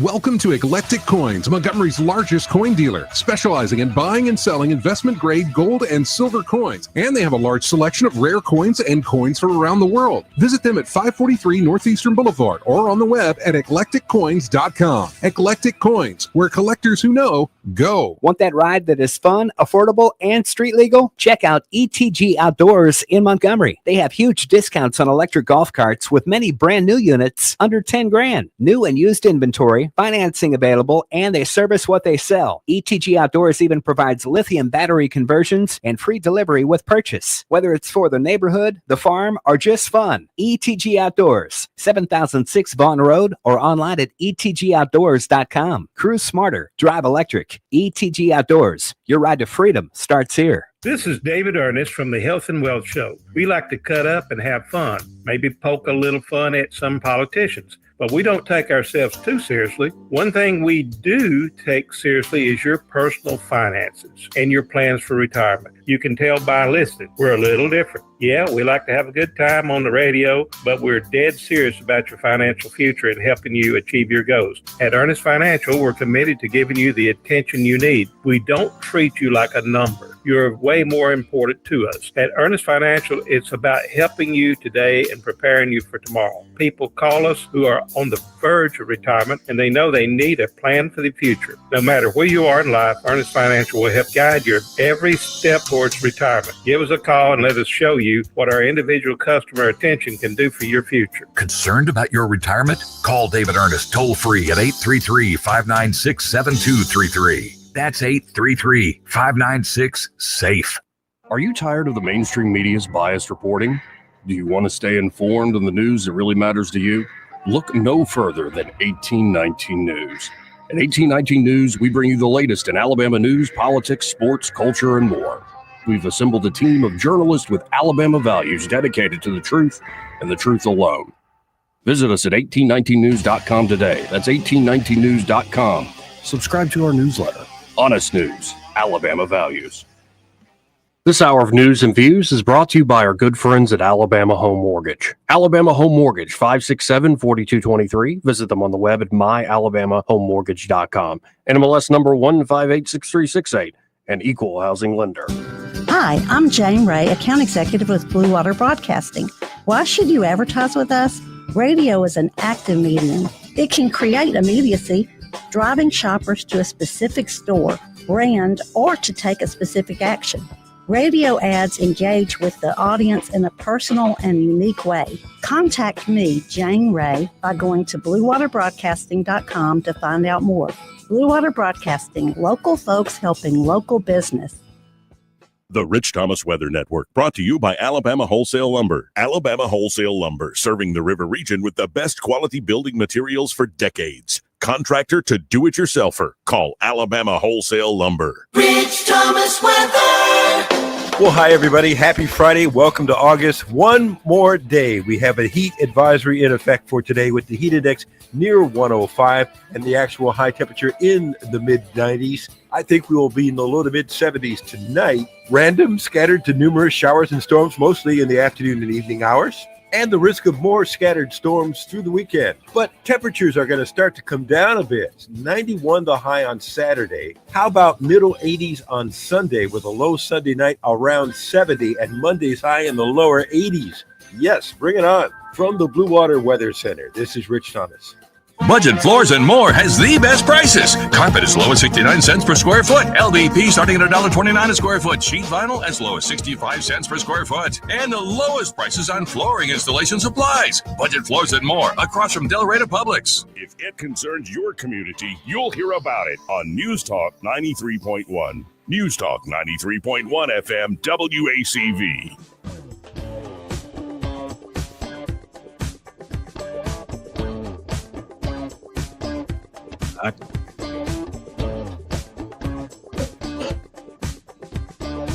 Let's go right to the phones and talk to Randall. Hey, Randall, how you doing? What's going on, fellas? How you doing, pretty man? good. Wish I was eating ice cream sandwiches with y'all. Come on, there's only about 9 left. I can't believe they ain't left yet. I got them in the cooler sitting on ice. Honestly, I feel like I'm a little bit at the kids' table because Eddie just informed me off air that yesterday Greg and Pamela talked about boobs for 3 hours, and we're sitting here like, well, look at our ice cream in Triple H. And I'm like, dadgummit, I want to, where's the boobs? That's going to be this afternoon show, Joey. Dadgummit. Yeah, make that again because I missed yesterday's show. Me too, man. Me too. Yeah. I was gonna call about the robot. Yeah. Hong Kong made one that the Saudi Arabia bought, and they gave it citizenship. The robot's got citizenship, and it's since 2017. It's named Sophia, and she was modeled after Audrey Hepburn. Mm-hmm.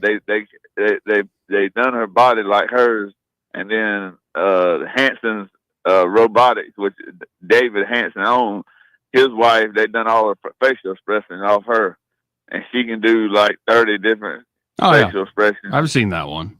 She needs some hair. No, the ones I saw earlier today are much more realistic than that. Yeah, this one.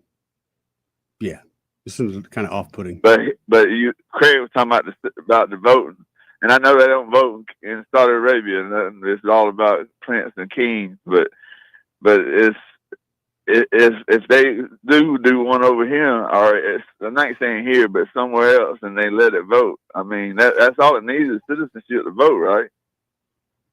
Or what else? Yeah, if you're a citizen, you can vote. So ID, need ID.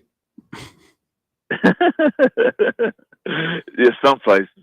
Mm-hmm. But anyway, and the other thing, yesterday I was hanging on. That's the reason I ain't getting I miss y'all's end of the show and Miss Greg, but don't come up. But I had to hang up. But did y'all ever get through how many of the our senators and congressmen or whatever congressmen and women cheat the daggone, be getting money doing their little stock trading? Stock trading, yeah.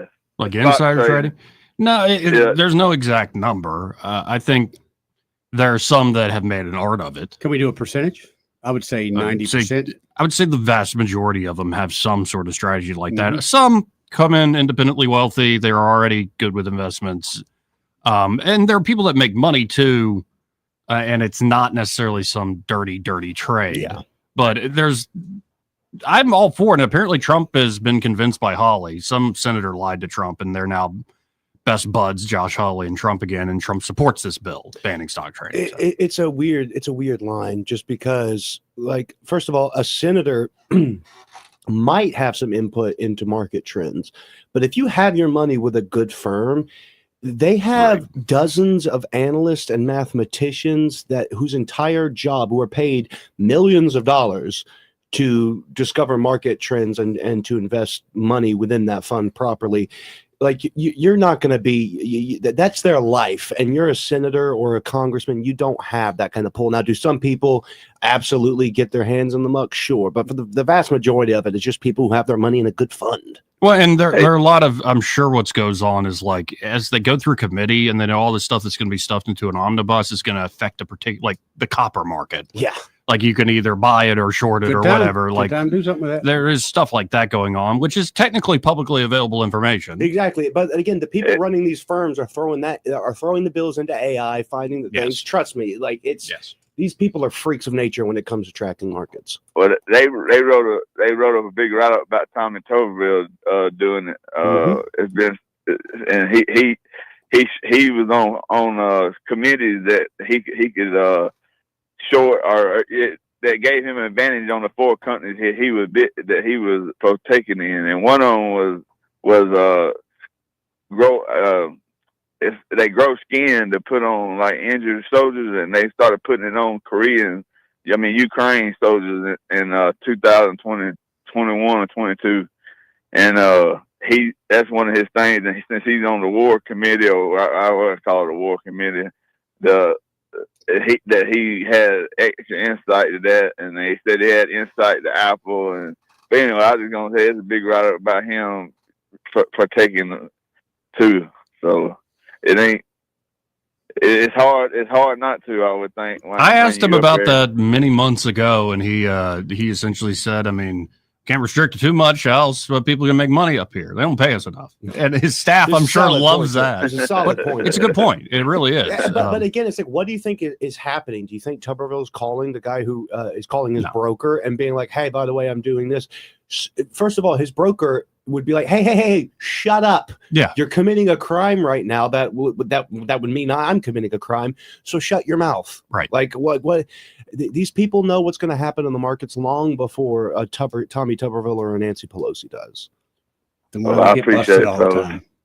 Why do they get busted all the time? They don't get busted all the time. Because it's legal, but there literally are companies out there that do nothing but follow legislators' trade modes, and you can buy into that. Yeah, and for the most part, they gain money. You ever heard of one going broke? True, but again, these aren't people making independent investments. These are people who have their money in a massive billion-dollar fund. Right. So the people running, of course, you're going to be successful Well, if that's following the case, their then trades. how come a lot of them come in thousandaires and leave millionaires? Oh, because they get a lot of money elsewhere for sure. They get through speaking fees or through donations or through property that's just given to them. I mean, they there's a million and one ways to make money. So they take that money and If I make give more you money. something, that don't mean I want something in return. Oh no, don't trust me. That's a different conversation. Whether or not the Family point is- members get paid handsomely. The point is, Brother-in-law needs a will job. banning congressional stock trading actually make a difference in congressional corruption? And the answer is 100% no. Then why don't we do it? Then why not? No, it looks like they're Why about to not? do it.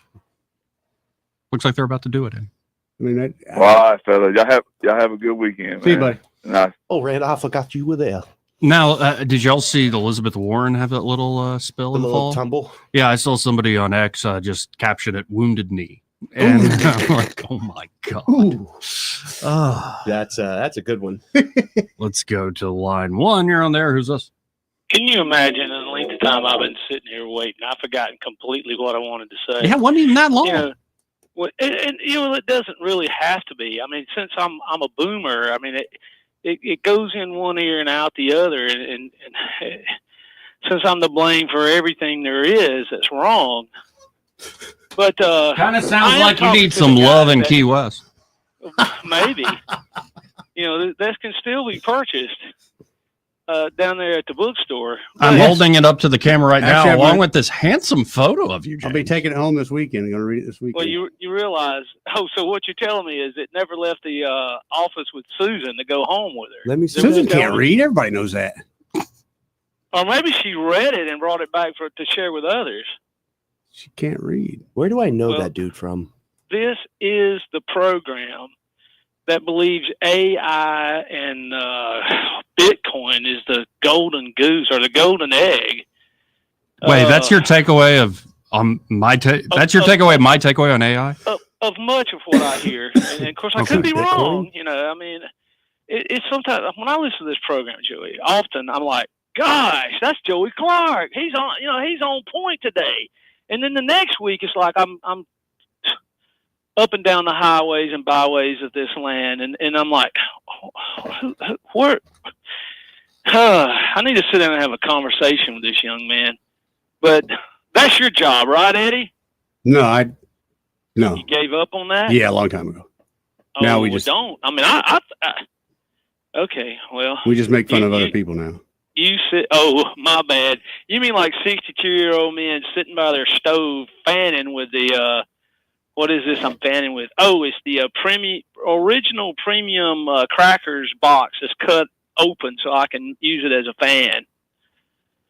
Not really, more of each other, but yeah, whatever floats your boat. Is it hot enough for you guys? In here, it's a nice, I would say 76 right now, but outside, miserable 104. Well, since Joey went to the book, have you read any of that book, Joey? No. Tell me this: did you, by any chance, look at the article that I shared the link with to you? Did I not share that with you? You might have, but I don't remember. You forgot. I am crushed. Can I count on you August 23rd? What's happening August 23rd? Well, down there at that bookstore that we've been talking about at 105 South Court Street, there'll be quite a few authors. People are always complaining that, or not, I shouldn't say always, but frequently complain that there's nothing to do in Montgomery. a couple of weeks ago, I called you with a bodybuilding competition that was going on right there at the Davis Theater downtown. And August 23rd, which I guess that would be the third Saturday in August, there's going to be a plethora of authors down there at the New South Bookstore, one block from the fountain, pressing their wares. Cool. So I'll be looking for you three gentlemen. Joey, I probably recognize you. The other two rascals you got in there, I probably wouldn't recognize. So you have to introduce yourself. And but what will I do with all those snowballs I collect in hell before I'm caught at such an event? What am I to do? See, you cast aspersions. Have you sit down and read? I tell you what. Since you have the book, dole up the table of contents and just read that one. I think it's like 2.5 pages. The title of the piece is Farewell. And if that doesn't put you in a mood for a good book, I don't know what will.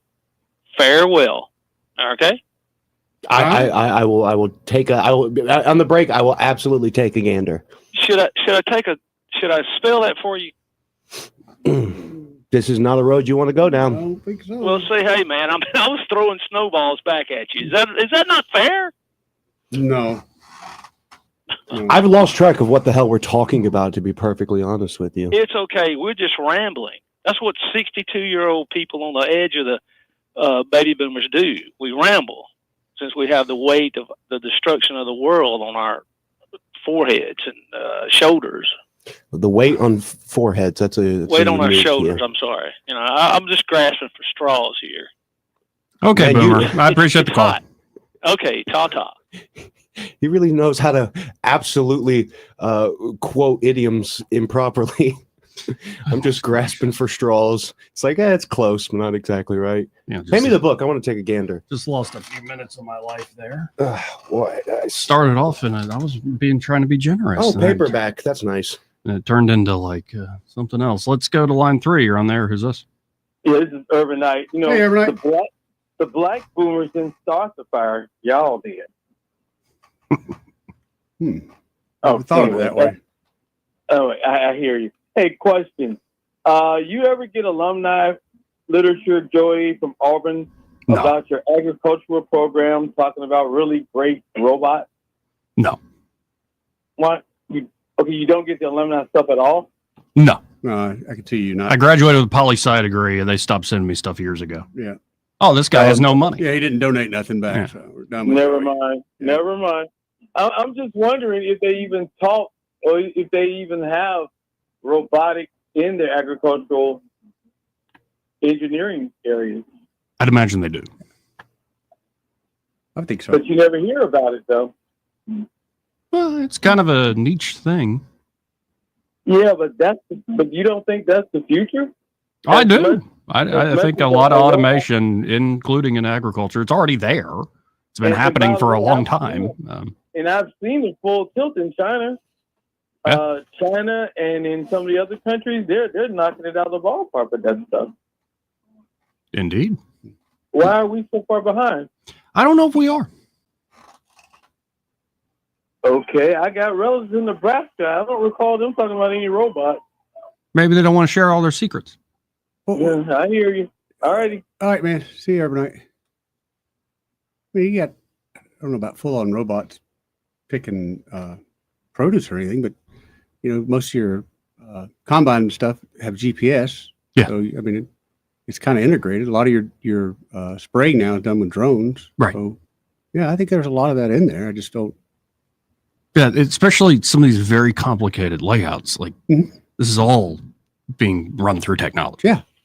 Yeah. Anyway, I don't know what happened there.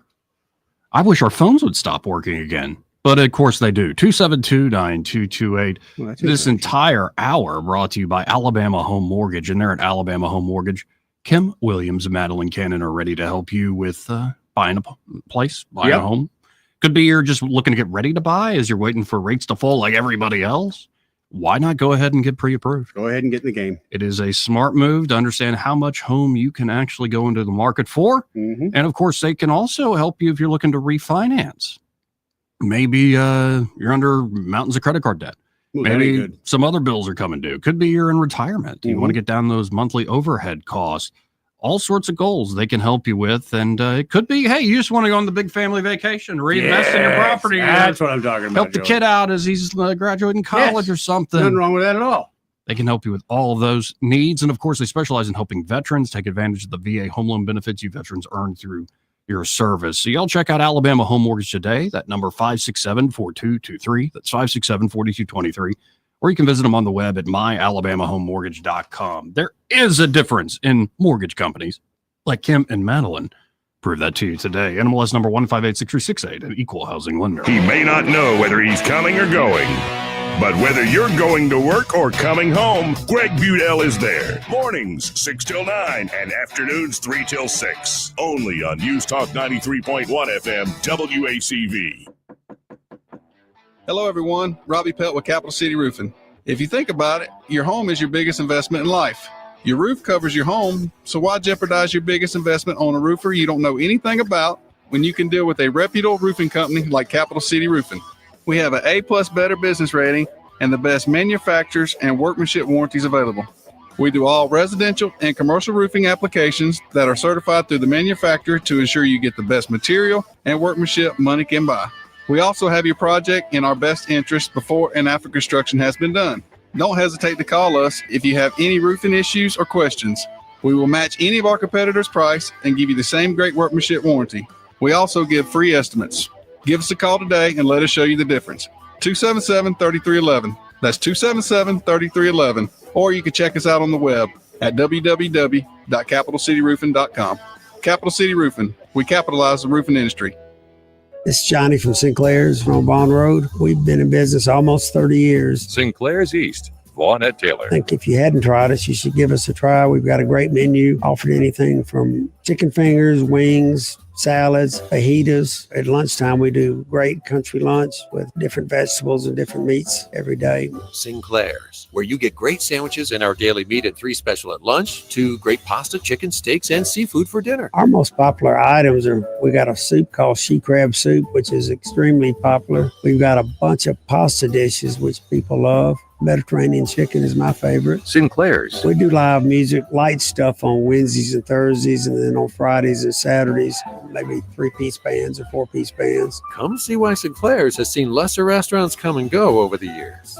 Johnny Sullivan Sinclair's at the corner of Vaughn and Taylor. Find them on Facebook at Sinclair's East. Google search Sinclair's Restaurant. Sinclair's. Wet feet, melting popsicles, puppy prints.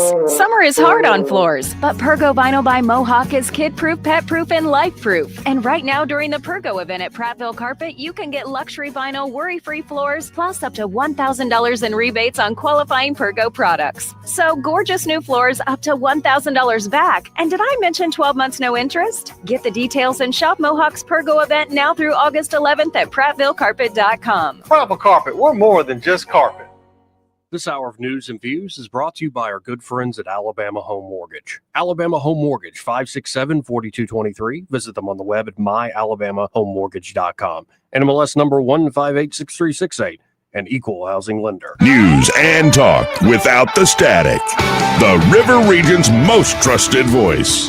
News Talk 93.1 FM WACV.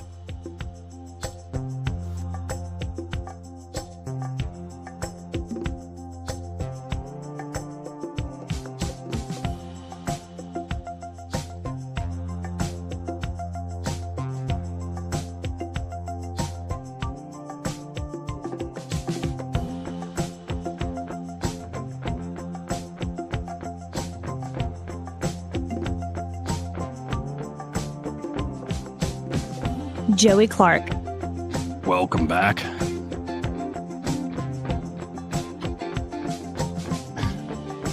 We've got Michael Cohen here on the phone with Cohen's Electronics and Appliances. Hey, Michael, how you doing today?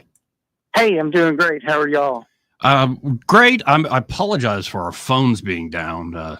It was a whole big mess earlier in the week. I did a whole 45 minutes, didn't even know I was off air. So I thought I was in the loony bin. Oh, look at that practice session. But we're back. We're back. How's it going today at Cohen? Man, it's going great. Doing great. Got Michael Jackson's running. We got other customers coming in here buying TVs and buying appliances. So, it's been good. Now, is there a particular like hot seller in the middle of the summer like we're currently experiencing? We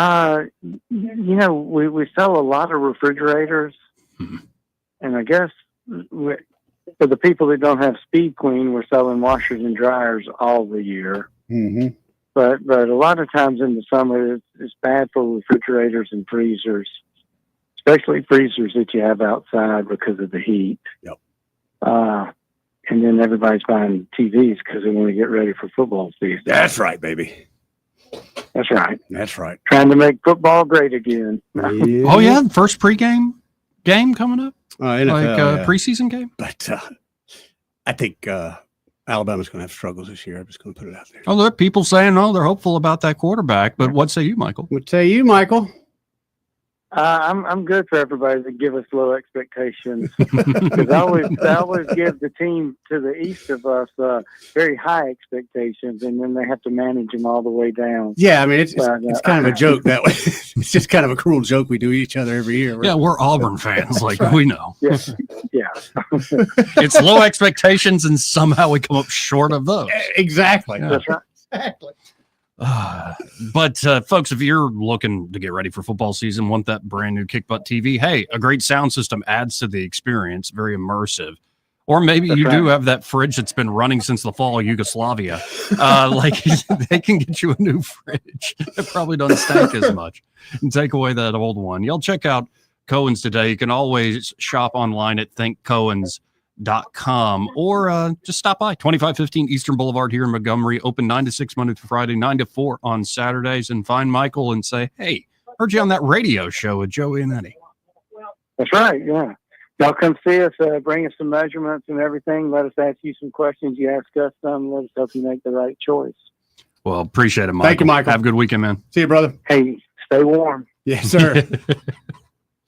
272-9228. I am so tempted after that one call. There is the guy who's the head of Coinbase. Yeah.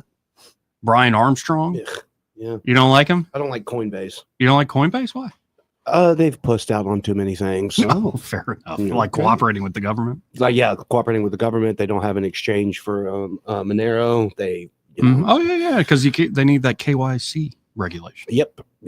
KYC regulation. Well, the same thing goes for, Exodus. It used to be a wallet that used to allow Monero trading. Now they don't. Now, as far as I know, it's only Kraken. But he was on Sean Ryan's podcast, and he explained why Bitcoin is probably the best form of money ever created. So we could play that just to torture certain boomers. I think we should. The audience. I think we'll get to that. Also, I know I'll probably get a reaction to this. What do you think of the fellow named Konstantin Kisin? He's been exhausting lately. Yeah. It's disappointing, and you've seen it more recently than you ever have before. People who generally have a very solid thinking methodology that completely falls apart on one particular subject, where there's discontinuity between how they think about this one subject versus everything else. And in Konstantin's case, it's been more blatant than just about everybody else. Well, this is a clip I've got of him not on that subject. Yeah. And he's in a hostile room where they do not want to hear about, say, the true history of slavery globally. Mm-hmm. And it's fascinating back and forth. And what you just said is so true, that the one issue you're talking about has divided what is normally a lot of folks who get along. And what I do like to see is like somebody like Dave Smith and, debates Constantine. Those two go back and forth and they still are kind of chummy. Whereas Douglas Murray, oh God, it went bad. Dave Smith eviscerated Josh Hammer at that Charlie Kirk event. That was rough to watch. No, and I did try to watch the Piers Morgan, Dave Smith, and what is it, Natasha Hausdorff or something? Is that the chick with the fake lips? Oh, no. That's Alika. She's an angel. Shut up. No, sorry. Shut up. Hey, but I was, by the way, able to quote a very New Right Machiavellian thing, explain her to her, and she liked my post. Oh, that's nice. And I'm like, I'm bringing you to the dark side, slowly but surely, Alika. No, it's the British attorney who is I'm a defender of Israel, and I was yelling at Piers and Dave, like not so much Dave, but Piers, like shut up, Piers, let the woman talk. He was uncharacteristic in that argument. Now he does interrupt occasionally, annoyingly, but in that one particular instance, I think mainly because he had made the mental shift of like going from defending to being like, no, this is awful. Yes, and so I think he's mad that he's been on their side for the longest time, and that's why he was so interruptive. And if you don't know the one issue we're talking about, we have to L'chaim hit to life. L'chaim. We have to hit the top of the hour break. We'll be right back. Broadcasting from the Riverside Chevrolet Master Control Center, this is WACV Cusana, News Talk 93.1 FM. When it's Chevy, it's Riverside. With SRN News, I'm John Scott. Officials in Maryland say a 13-year-old boy died. He got trapped in a storm drain after heavy rainfall and flooding on the East Coast. The National Weather Service warns that more storms may bring flooding to the northern mid-Atlantic and southern New England through Friday night. Newly declassified Justice Department documents implicate left-wing donor George Soros in the FBI plot to spread Trump-Russian collusion allegations ahead of the 2016 election. A New York City police officer who was among the 4 people shot and killed by a gunman during a rampage at a Manhattan office tower was laid to rest on Thursday. On Wall Street, stocks are falling sharply after the government reported a sharp slowdown on hiring last month. All 3 major indexes down more than 1.5%. This is SRN News. Hi, Mike Gallagher here. As the summer heats up, so do the bills. If you're like a lot of folks, you're not selling your home anytime soon, but that equity you've built, just sitting there. That's why I trust Mike and Brian at Fellowship Home Loans. Love this place. It's in their name, their DNA. They're the team I've used personally, and they treat every client like family. Fellowship Home Loans. They know how to help you tap into your home's value wisely, whether that's a HELOC or a cash-out refi. Fellowship is a direct lender and operates with your best interest in mind. Maybe it's time to finally knock out that renovation, pay off some debt, or just add a little cushion to your retirement account. With rates still reasonable and inflation squeezing all of us, your home might be the smartest financial tool you've got right now. So if you're staying put this summer, make your home work for you. Visit my friends at Fellowship Home Loans, fellowshiphomeloans.com/Mike G, or call 800-510-MIKE, 800-510-6453. Fellowship Home Loans, mortgage lending by the book. Nationwide Mortgage Bankers, DBA Fellowship Home Loans, Equal Housing Lender, NMLS number 819. Rich Thomas Weather, a service of Riverside Chevrolet Wetumpka. If it's Chevy, it's Riverside. Best price, best selection. Check them out on the web at riversideusa.net. Rich Thomas Weather. Well, hi, everybody. Happy Friday. Welcome to August. One more day. We have a heat advisory in effect for today with the heat index near 105 and the actual high temperature in the mid-90s. I think we will be in the low to mid-70s tonight. Random, scattered to numerous showers and storms, mostly in the afternoon and evening hours, and the risk of more scattered storms through the weekend. But temperatures are going to start to come down a bit. It's 91 the high on Saturday. How about middle 80s on Sunday with a low Sunday night around 70 and Monday's high in the lower 80s? Yes, bring it on. From the Blue Water Weather Center, this is Rich Thomas. 1819 News. An agreement has been reached between UAB Health Systems and United Healthcare that will allow for uninterrupted medical services for patients to continue forward. The agreement was announced this past Thursday with a week to go before the terms are officially finalized. United Healthcare has extended its current contracts until August 8th until that long-term agreement is completed. At the start of this year, UAB said that United Healthcare was making a profit at the expense of its policyholders, and UAB advised its patients that they were planning to drop the health insurance provider. Since then, negotiations have resulted in a favorable agreement between the two companies. I'll be back with more Alabama stories after this. Are you enjoying 1819 News? If so, consider joining 1819 News as a member. As a nonprofit news organization, we depend on the support of Alabamians like you. Memberships start out as little as $5 a month, and you'll get access to exclusive content only offered to our members. You'll be supporting independent journalism done by people who cherish Alabama values. Become a member today by visiting 1819news.com and clicking Become a Member. That's 1819news.com and click Become a Member today. An Alabama woman was kidnapped from her home by her ex-boyfriend and then taken to the state of Mississippi. The woman was able to get away from her kidnapper this past Thursday at a convenience store. She then contacted Jackson County Police, who arrested Melvin Hill as he tried to return to Alabama. The family of missing Huntsville realtor Ronald Dumas Jr. have increased the reward money being offered in order to push this case forward. The reward is now at $7,500 for information that would lead to finding Dumas. The realtor went missing in December of last year. Huntsville police have identified several suspects in his disappearance and have even extradited one woman from the state of Tennessee to Alabama for further investigation of this case. I'm Andrea Tyson. For more news affecting Alabamians, go to 1819news.com. And while you're there, subscribe to the daily newsletter. This hour of News and Views is brought to you by our good friends at Cole Plumbing, 279-8919. Cole Plumbing is number one in the number two business. You don't have to dig a hole. They have proprietary pipelining technology. Ask them about their tankless water heaters. Remember, when you have trouble with your bowl, call on Cole. Some things can steal your sunshine. Ugh, I just got my hair done. Sorry, the cooler's broken. Anyone see my flip-flops? Anyone? But COVID-19 can steal a lot more. I just took a COVID test. Ugh.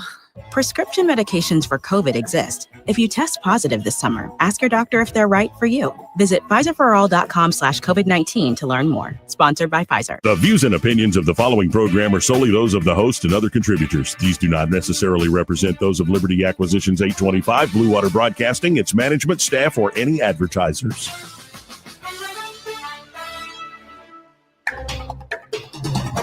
It's time for Montgomery's conversational radio show. It's News and Views on News Talk 93.1 FM. To join the conversation, call 272-9228.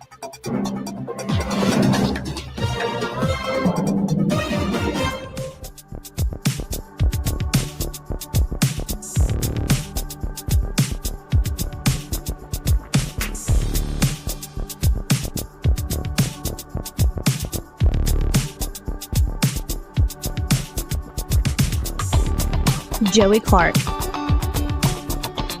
Welcome back. I'm your host, Joey Clark. Eddie Bader saying that he's gotten too skinny. Yeah, I lost a little too much weight. You're just too hundy, so that's why you're eating all those ice cream sandwiches I got today? plenty of room to grow. I didn't think I'd go down to below like 210, but I don't hear your crap. I both lost weight and got fatter over the past month.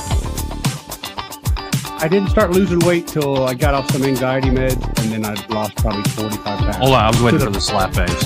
1 second. Slap it at me off. Slap it. Come on. It's subtle. And mixed in with all the synth bass and stuff. That's how I like it. You got to mix them, baby. Yeah. Bassists were always the best, like because they didn't really have a role in the band. They Right. their role was to party. True, That's really great bassists. Like you just start to appreciate what that instrument can sound like. But you only It's see it in amazing. blues. So like really in like old that's really the only time you hear it. Everything else just sounds like Seinfeld music. See, now for me, like I'll send you a bunch of stuff. There's stuff out there that's like Weather Report, like Jocko. Yeah, that guy. Oh, like the stuff he can make a bass do is just unreal. I will say though, it's like you could see a drummer. The level of skill in modern day drummers is so freaking bonkers, but you kind of watch it and it just is what it is. When you find a video of a guy who can make that bass sing, Oh, yeah. it's almost kind of like a trumpet player. Like I don't like the trumpet, but it seems like such a simple instrument, and you're making it so divine. And almost. also a sign of a really good bassist is that you don't really hear it, but if it wasn't there, you would notice. Yeah. Like they Like really are many- picking up the subtle harmonies and like adding that little extra oomph. Like to many stuff. bands found out whenever the bassist showed up a little too intoxicated for the gig. Well, and then I'll tell you what, there is a clip, and it's an amazing Prince guitar solo. It was an after show in 2002, but it's called Joy and Repetition is a song. But the bassist, it's live performance. The bassist on it is Larry Graham.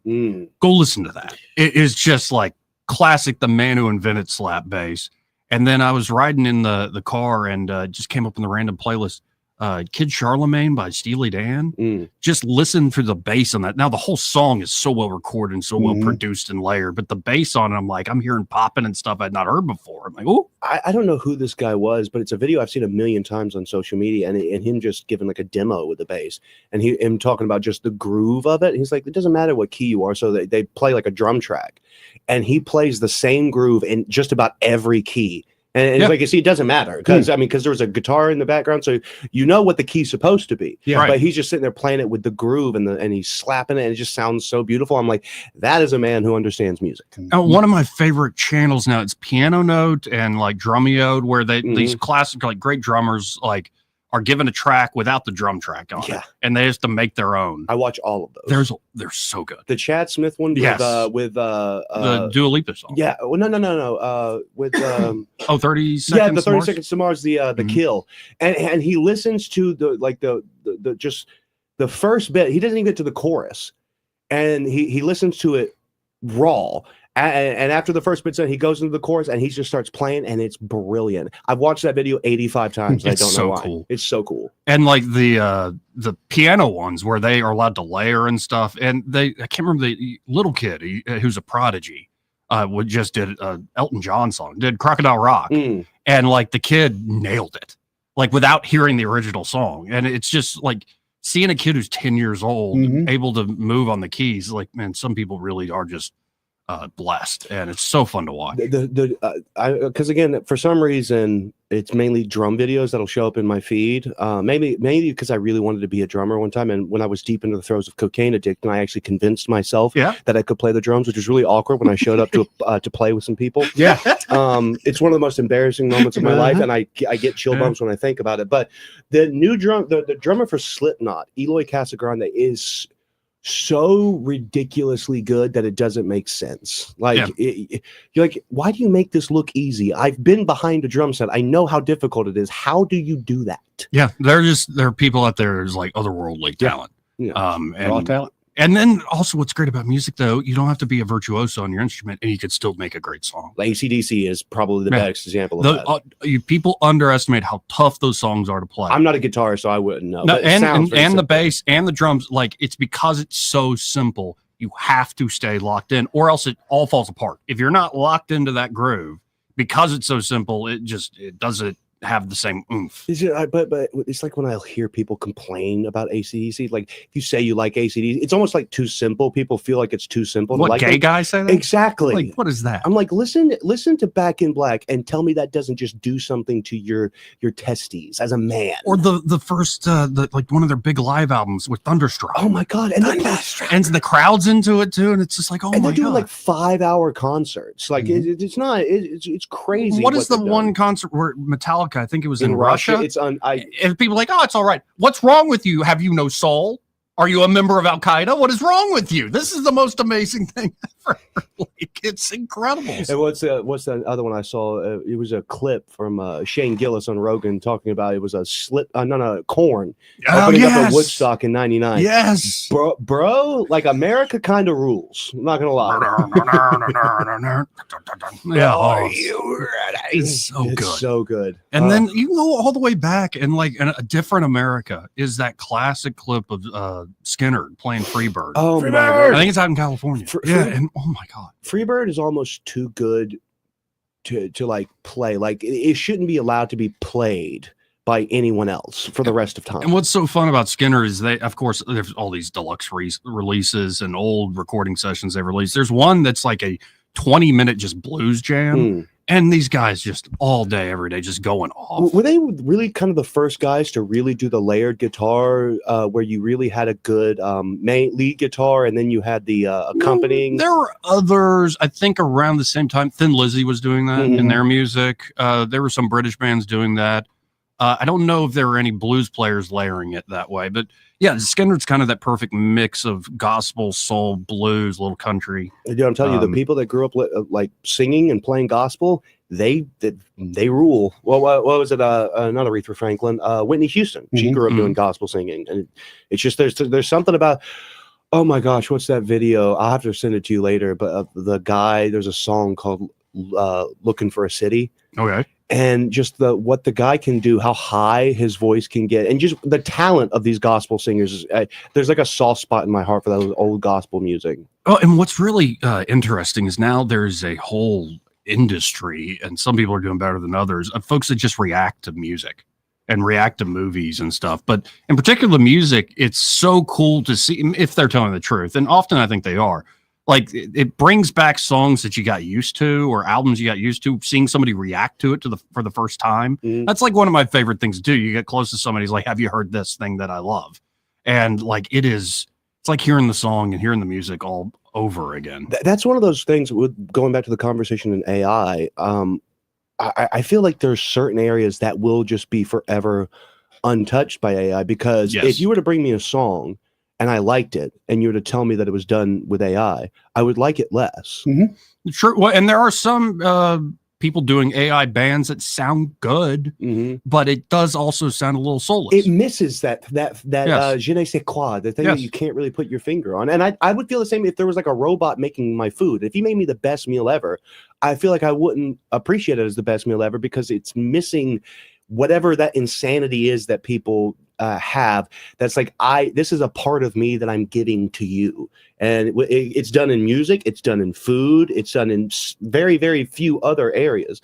But I feel like AI will never be able to touch that, because there's an intangible part of the, I guess you could say, the sensus divinitatis, the divine imprint on the human. Yes, that makes those things what they are. Well, and just to reiterate the point, especially the point I've been making in my writing about AI, if AI ever gets to that point where it is essentially has the choice, free will, it ate of the tree of knowledge, well, watch out, because we know as humans the other side of that. When you have that freedom in your nature, you will not only have the freedom to do good things, but really awful things. Yeah. If AI ever gets there, who knows it's going to probably be dystopian. Like we predict. I think the best test, they talk about the Turing test, and that's kind of over and done with at this point. But I don't think that's sufficient. I think what we need, and this is something that only women can do, because it needs to be like the romantic Turing test. For men, this won't work because we're simple, dumb creatures, and any AI is going to get us. Yeah, but like, if an AI can convincingly get a woman to feel sensations of love, that is whenever I think we've officially crossed. Elon just dropped today their Valentine companion, and it's like a good-looking anime guy who is apparently built for the ladies. Now pull up a picture of him. Yeah, they're Annie one. Well, he stole my look. Like, he's got the hair and all sorts of stuff. Like, damn it. But no, it's nowhere near it. And as much as it's a useful tool, and I think it is going to be a massive change to the economy in all sorts of ways, hard to anticipate.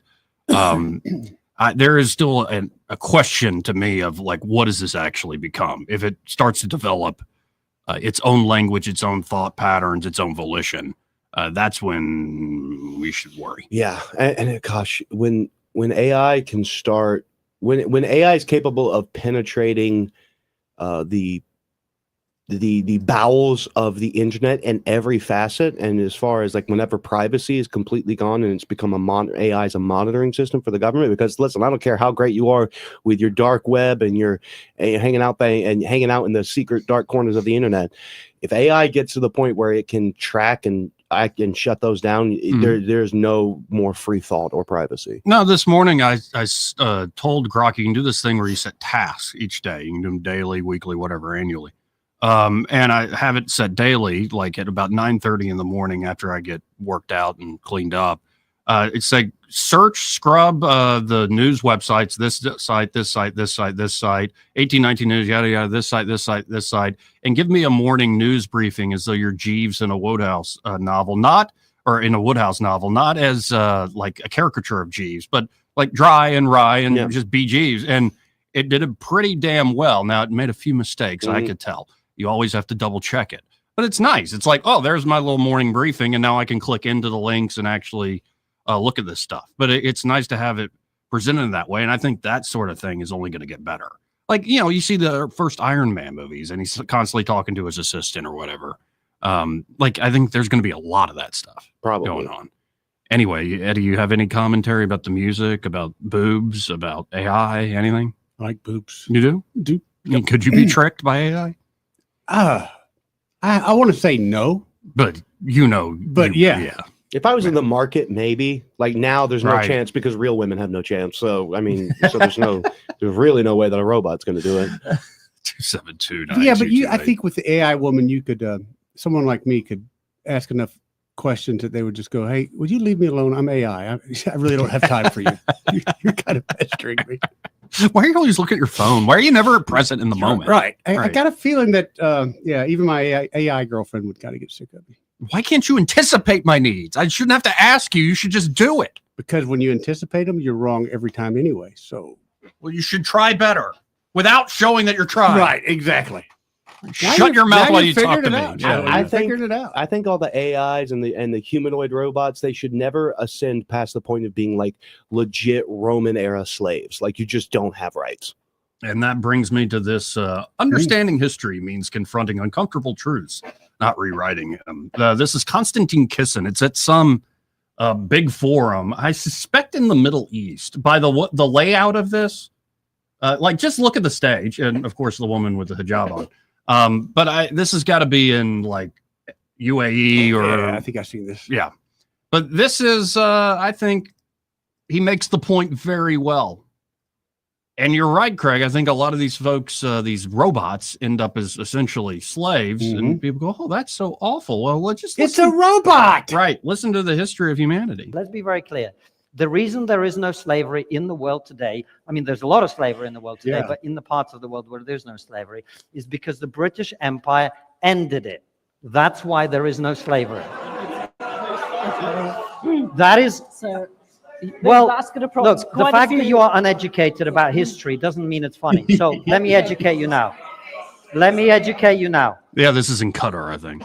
Let me educate you now. I know that the woke narrative and the anti-Western narrative on slavery. Oh, you're not practicing free speech very well, are you? You're not practicing free speech very well, are you? The moment I say something you don't like, you're not practicing free speech very well, are you, sir? Thank you. I thought you were all about free speech. How about you let me finish my point? Let's Good. finish Now. the point, and then I'm going to and then I will the bring woke it to our narrative on-stage and audience. the anti-Western Thank you. narrative on slavery is Please hold there was that no slavery, and then the British or the Americans came along and they started slavery. Slaves were the first good that were ever traded between human beings. Ever. They were the first good ever traded. Native Americans had slaves, Ottomans had slaves, African had slaves.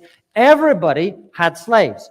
The reason there is no slavery in the West is the British Empire, having practiced slavery for a long time, like everybody else, ended it. Not only that, the British Empire then spent a tremendous amount of blood and treasure to force the Middle Eastern slave traders, with the trans-Saharan slave trade being much worse than the transatlantic slave trade, in terms of the number of people who were killed, in terms of the way that they were treated, in terms of how long it lasted, it was much worse. And we spent a tremendous amount of blood and treasure to stop it. That's the true history of slavery. I mean, it's right, but I'm wondering why that lady with her head wrapped up is all lippy, like as if she wouldn't get cracked across the head with a cane for talking to a man like that in her general culture. Yeah, when there's a camera on and she's talking to a Westerner, she's very comfortable being confrontational and interruptive. Yeah. Meanwhile, if she tried to do that to her husband or her husband's brother or any man that comes across her presence, if she were to talk like that, it would be a swift smack and probably a kick or two. Well, and I think he's right that the British Empire pretty much after practicing it in slavery. Yeah, every other Western culture into slavery, we're the only ones that had to kill, 500, 600,000 people to do it? People did it, yeah. Everyone else ended it peacefully. Well, ain't that America? Roll Tide. Well, yeah, we're just that way. But I think it's also a combination of folks like Wilberforce, the moral argument against slavery, seeing it as a moral abomination. But then you have at the same time the Industrial Revolution. Yeah. And so you got new slaves, they're called machines. Yeah. And I think that is just going to continue to go in that direction with AI and robotics. It's a point that I like to make with people talking about people. And I've had someone say to me, people in olden times, they had servants. I'm like, the wealthiest aristocrat did not have as many servants as you have. They did not have the servant to wash all their dishes all the time, to wash their clothes. Think about the number of servants that are contained just in a smartphone. That would be unavailable to 99.99999% of the human population for human history. People are going to clip that 9999. Nein! Ich liebe. No means no. Ich bin ein Berliner. I just listened for the history. I'm just fascinated by history. I go to sleep listening to the speeches. It's how I learned. Trevor Noah, that abomination, he actually did have a funny joke one time about how he would listen to Hitler speeches to learn German. And he didn't realize that he had to be told that he was speaking very aggressively everywhere that he went. He was like, I went to go order a hamburger. Ein Hamburger. He would listen to it in his sleep, apparently. 2729228. How about this? Let's hit another break. But first, as part of the program, brought to you by Pest Pro Services, and their Pest Pro Ashley and that great team are ready to help you with any and all of your pest control needs. It could be you really are behind the curve on termites. Oof. If you've been just kind of floating free, like, we ain't going to get termites, I'll risk it, you're making a huge mistake. Yes, you are. In Alabama, it's not a matter of if you have termites, it's a matter of when. Or it could be you keep going outside. Say you got the family together and you go sit on the porch, go sit around the pool, and you're having a great conversation, solving all the world's problems, kind of like we were talking about here on this show. And all of a sudden, a mosquito eats you up and you've forgotten your point. And then you got that big welt. And for me, they always go for the ankles. Man. That's where the sweetmeat's at. Yeah, I know. Especially on you. You got them. Cankles. That hoof has to carry a good bit. But folks, whether it's termites, mosquitoes, or you're just looking at that basic pest control protection, Pest Pro Services has your back. If you go to ppsriverregion.com or just go to Pest Pro Services on Facebook, you can see all they have to offer, as well as all the great stuff they do to give back to the community. When you spend your money with Pest Pro, not only do they provide great service, they give back to the local community. That money's staying here locally. So call them up today, 265-9990. That's 265-9990. When you want to know, call a pro, Pest Pro Services, and be sure to tell Ashley and that great team that Joey and Eddie, those fellows on the radio, sent you. Want to carry News Talk in your pocket? Download the News Talk 93.1 app from the App Store. Available on iPhone and Android. Never miss a moment. Download now. This is David Ernest from the Health and Wealth Show. We like to cut up and have fun, maybe poke a little fun at some politicians. But we don't take ourselves too seriously. One thing we do take seriously is your personal finances and your plans for retirement. You can tell by listening, we're a little different. Yeah, we like to have a good time on the radio, but we're dead serious about your financial future and helping you achieve your goals. At Ernest Financial, we're committed to giving you the attention you need. We don't treat you like a number. You're way more important to us. At Ernest Financial, it's about helping you today and preparing you for tomorrow. People call us who are on the verge of retirement, and they know they need a plan for the future. No matter where you are in life, Ernest Financial will help guide your every step towards retirement. Give us a call and let us show you what our individual customer attention can do for your future. Concerned about your retirement? Call David Ernest toll-free at 833-596-7233. That's 833-596-SAFE. For too long, Alabama's statewide news companies have shamed us for our conservative Christian values. Alabama deserves a news company that cherishes our culture, a company that isn't bought and paid for by the powers that be. 1819 News is that company. Run by Alabamians for Alabamians, 1819 News celebrates what is good and beautiful about our state, while exposing those who work against our values in secret. Just go to 1819news.com to learn more. Subscribe to our newsletter. That's 1819news.com.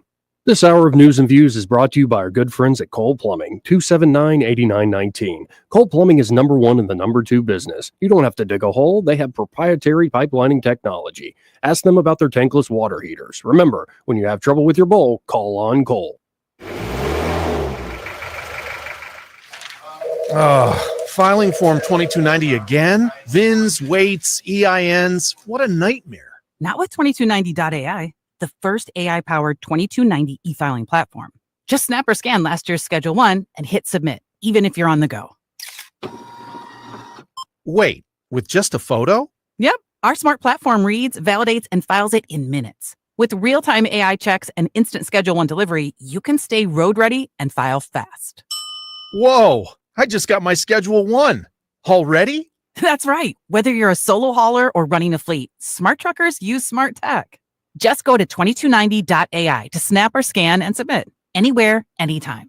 Powered by ZenWork. Use code RADIO at checkout for 20% off your first filing. Only at 2290.ai. That's 2290.ai with code RADIO at checkout for 20% off. 2290.ai. This hour of news and views is brought to you by our good friends at Cole Plumbing, 279-8919. Cole Plumbing is number one in the number two business. You don't have to dig a hole. They have proprietary pipelining technology. Ask them about their tankless water heaters. Remember, when you have trouble with your bowl, call on Cole.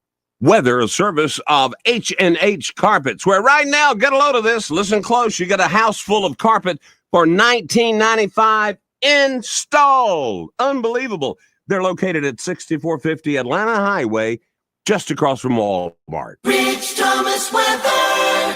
Well, hi, everybody. Happy Friday. Welcome to August. One more day. We have a heat advisory in effect for today with the heat index near 105 and the actual high temperature in the mid-90s. I think we will be in the low to mid-70s tonight. Random, scattered to numerous showers and storms, mostly in the afternoon and evening hours, and the risk of more scattered storms through the weekend. But temperatures are going to start to come down a bit. It's 91 the high on Saturday. How about middle 80s on Sunday with a low Sunday night around 70 and Monday's high in the lower 80s?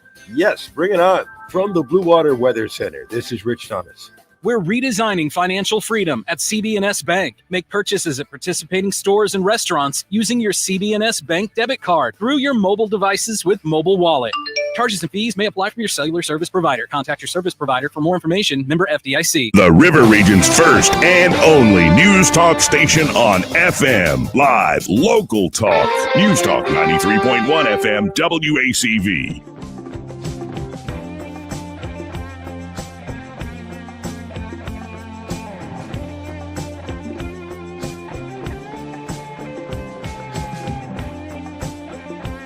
Joey Clark. Welcome back.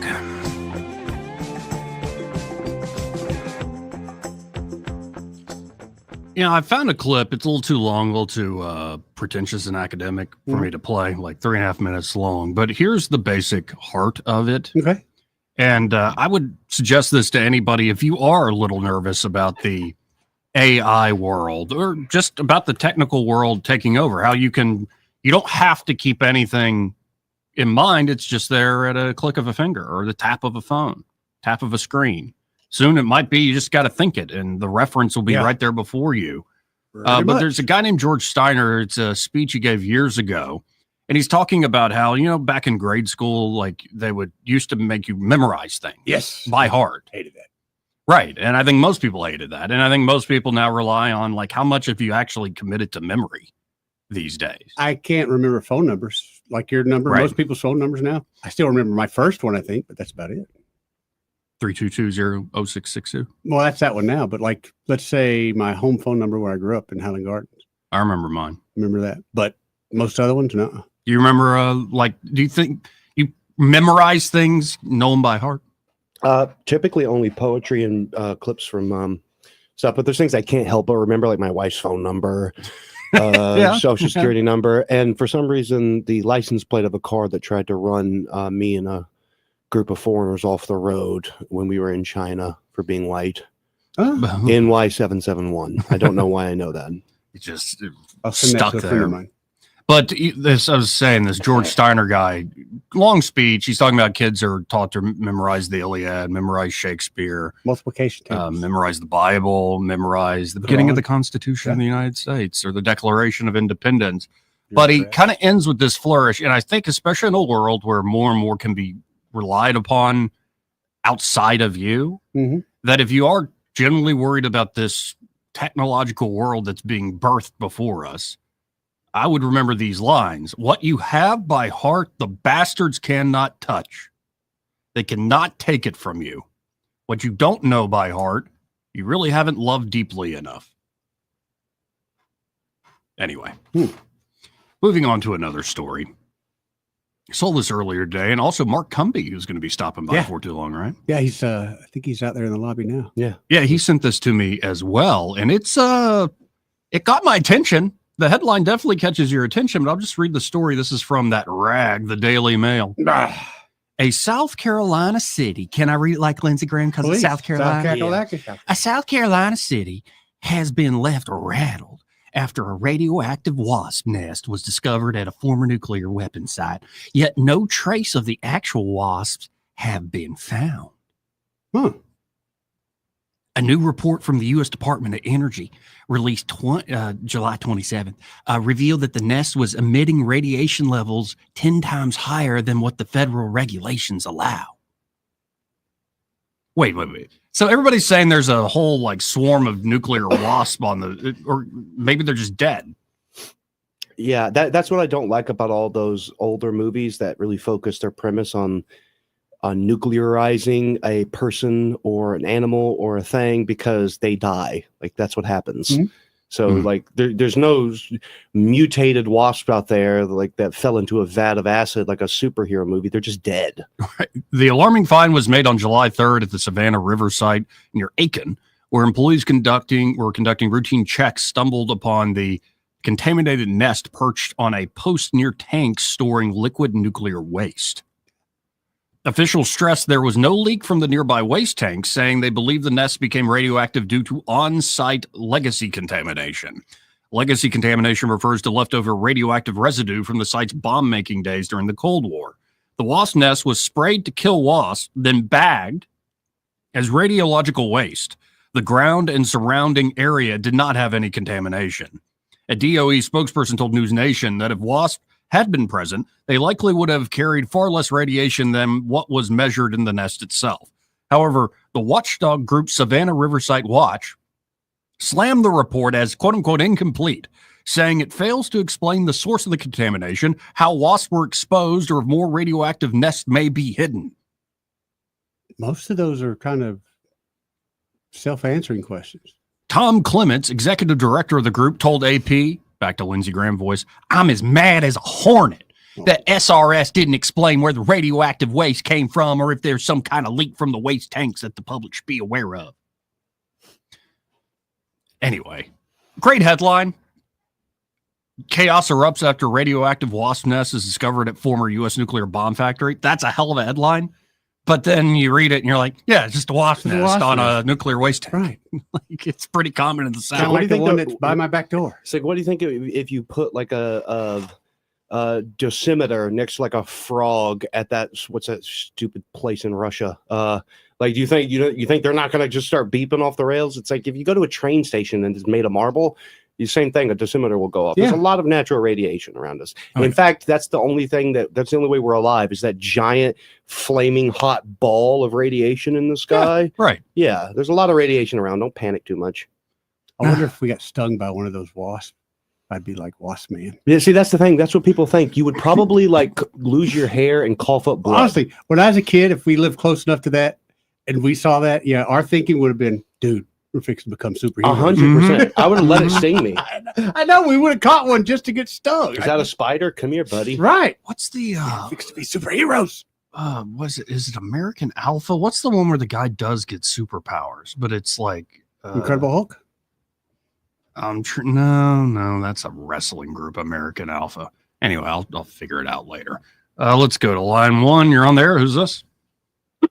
Hey, this is Clark. So Peter Parker was bitten by a radioactive spider and became Spider-Man. Exactly. So if a radioactive wasp bummed somebody, that would have to be Red Wasp Man, a supervillain that went about randomly stinging people for no apparent reason, just to really annoy them. Mm-hmm. See, it's like you can't just say the thing and then man, you got to be a little creative. Like the Sting, that would be his name. Well, my whole Sting. thing is, how big is Stinger going to be? Huge. And where's it going to come out of? Because we think it can't come out of your beehole because that's where are we doing the Stinger at? That would be complicated. Of course, you would think of that. I'm sorry. What if you 9 like years it old. came out of your wrist, kind of like the Assassin's Creed blade? Oh, that could work. You know, That could work. But I If want a you're big old Stinger. enough, it kind of makes you think about frogs the day nature strikes back or Night of the Leafus or something. But well, they are turning the frogs Anyway. gay. I'm still stuck on the fact that Eddie has Stinger envy already. Yeah, I mean, I want a big stinger. exactly. I'm doing all this. I deserve Well, a and big when you stinger. said that, for folks who aren't watching, when you said I want a big stinger, you held your hands out like you're holding a log. Would you have to take radiation and drugs for stinger enhancement? I'm hoping it was a one-time deal. And I don't really like getting stung by Okay. wasps all that much. So you're But gonna I have been stung. No, like it's like Peter Parker in some versions has to create his own webbing. Yeah. It doesn't just come out like the Tobey Maguire ones. So you're constantly collecting wasp stem cells and injecting it into your stinger. And that's the thing. He goes around with like a blade, like the Assassin's Creed saw blade, and he cuts people, and then they die. Like that's your DC Have Dark. you ever looked at a red wasp in the face? I hate to be anthropomorphic about it, but they just look pissed at the world. Yeah. Oh, well, the wasps are after me. Yeah. That's why I stopped doing yard work. If They're you became after a me. wasp fan, would you just naturally be angry at the world? No, I think wasps were just understood. It's like, hey, why are you in my house? Like they think we're invading their time and their property. They don't know that it's my shed. Or the handrail. The handrail. I gotta say, I Chose try to to take be a leak live under. and let live. But red wasps and fire ants, I will go out of my way. Yes. Yeah. To end their existence. Exactly. Hot grits.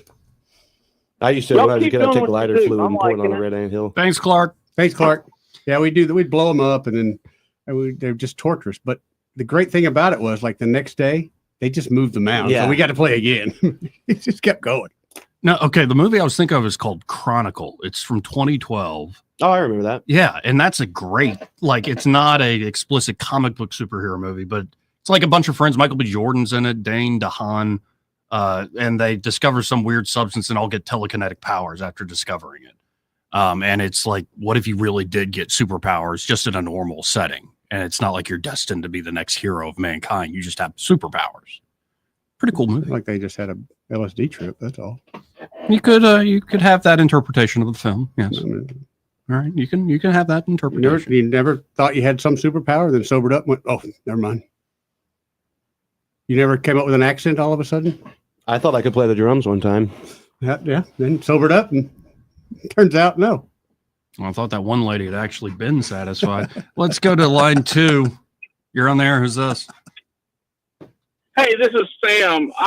Did you ever see that episode of Community years ago when the dean wore his bee costume to the party, and his stinger was on the wrong side? It was on thing. Oh, it was. Oh, he was. He was. Did nobody say anything about it? Yeah.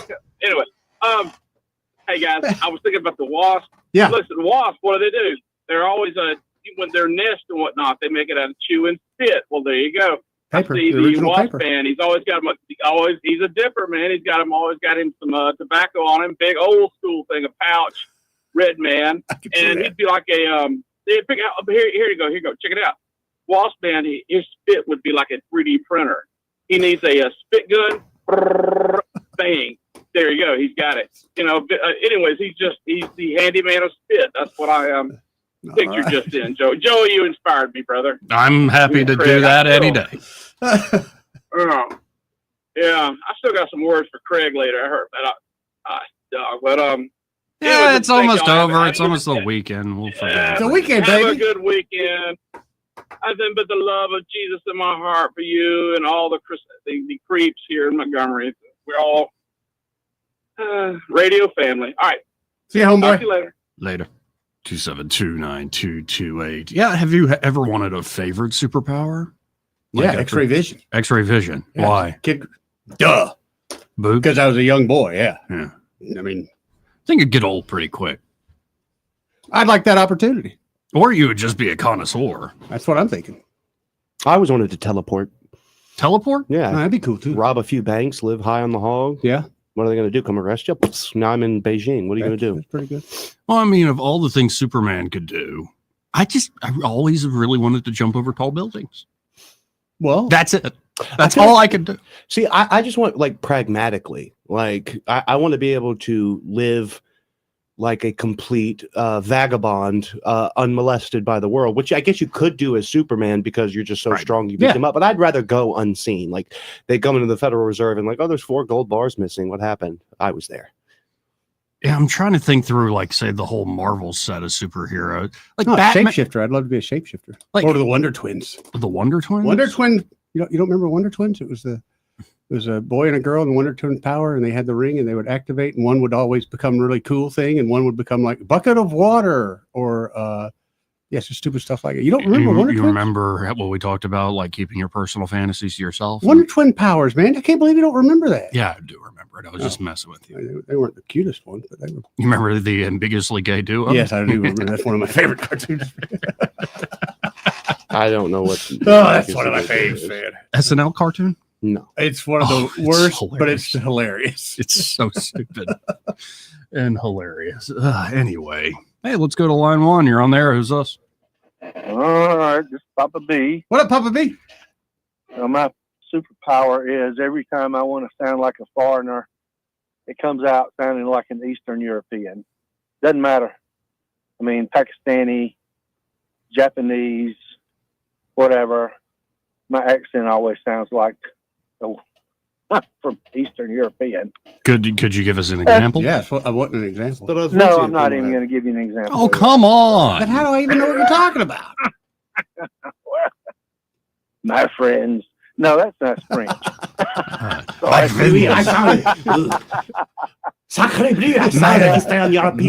friends, this is Emmanuel Macron, and we are going to show that Candace Owens that my wife does not have a penis. Not St. Peter Square the other day. I was just thinking of how Russian I am. The Kremlin is so beautiful. Very Eastern European.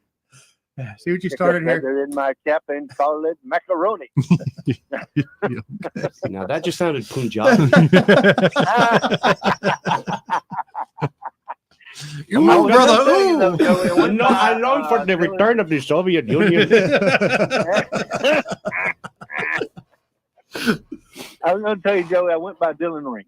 Oh, fantastic. Dylan Ring, yeah. I was committing a fraud. Without going into too much detail, my mom is turning 90 years old.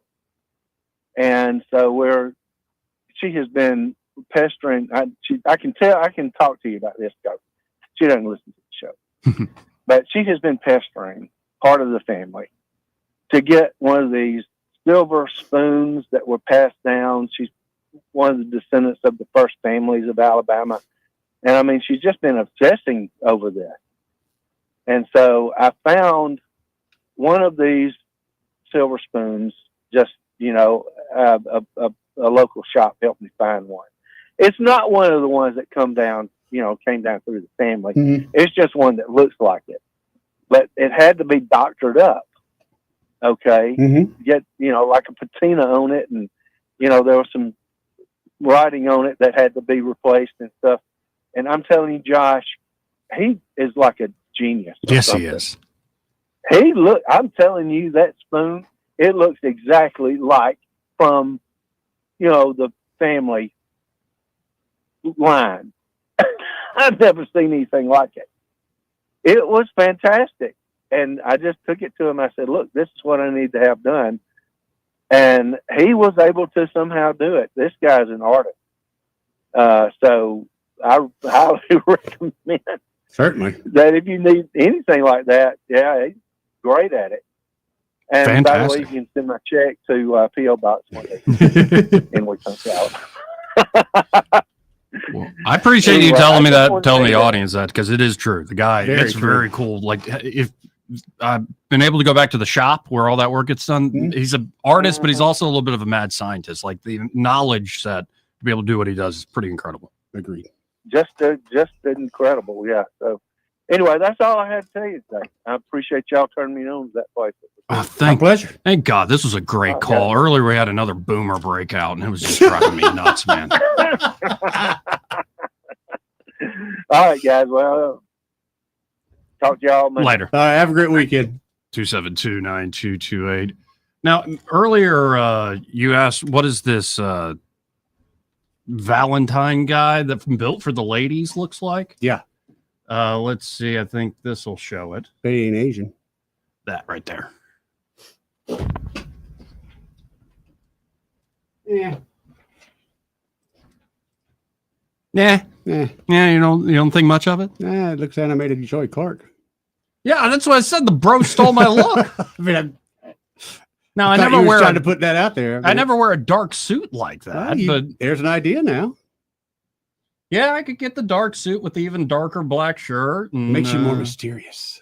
And let the hair fall in my face. And yeah, try to pretend like You need that attitude, though. I can see right now he's got attitude. Yeah, You need and that. I don't. Right. The robot's already got me beat in that regard. Yep. That is interesting, this brave new world we're entering into. What's the chicks look like? Have you not seen Annie? ANI is her name? Oh, I saw that one with the bald head. Yeah. No. I saw one with a bald head earlier. It wouldn't really Here, do I'll much for me. pull that one up for you, too.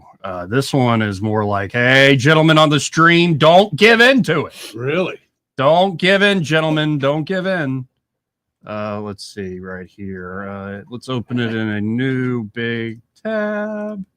Yeah, there you are. Yeah, it's a cartoon. What is up with the anime? I don't get it. It don't do nothing for me. You don't like the cartoon? No.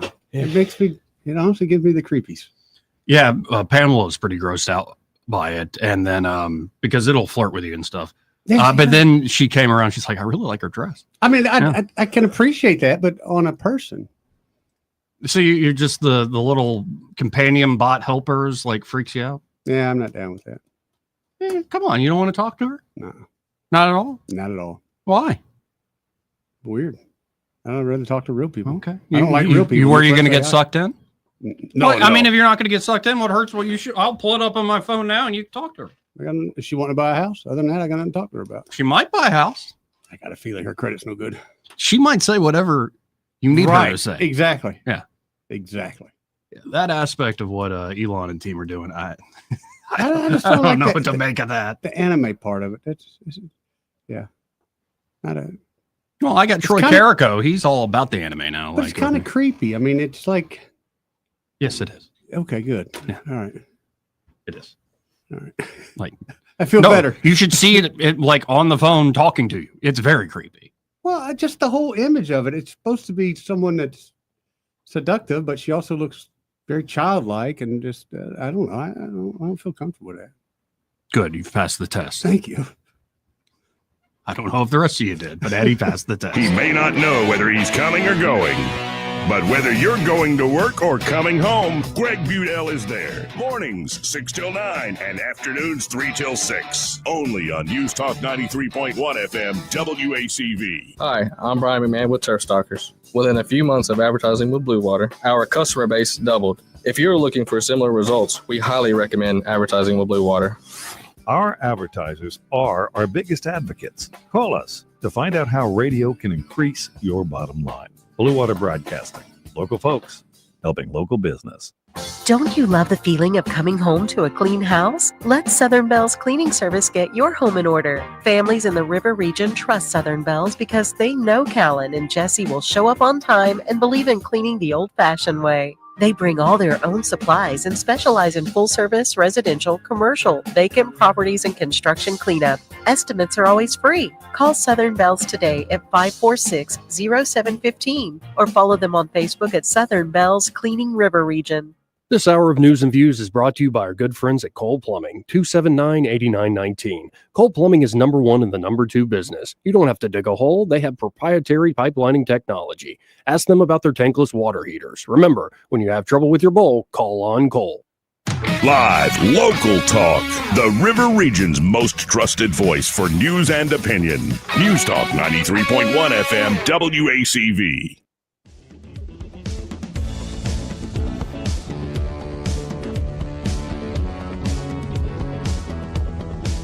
Joey Clark. Welcome back. Final moments here of the program. Let's go to the phones and talk to Ray Bowles from Prattville Carpet. Hey, Ray. How you doing? Let's end this show with a bang. Okay. So this morning, it's hot. It's just hot. Yes. So I had this brilliant campaign idea. Shirtless Friday. I'm down. You boys down? Shirtless I Friday? was all for it. And then Terry took his shirt off, and I said, never mind. Yeah. Yeah.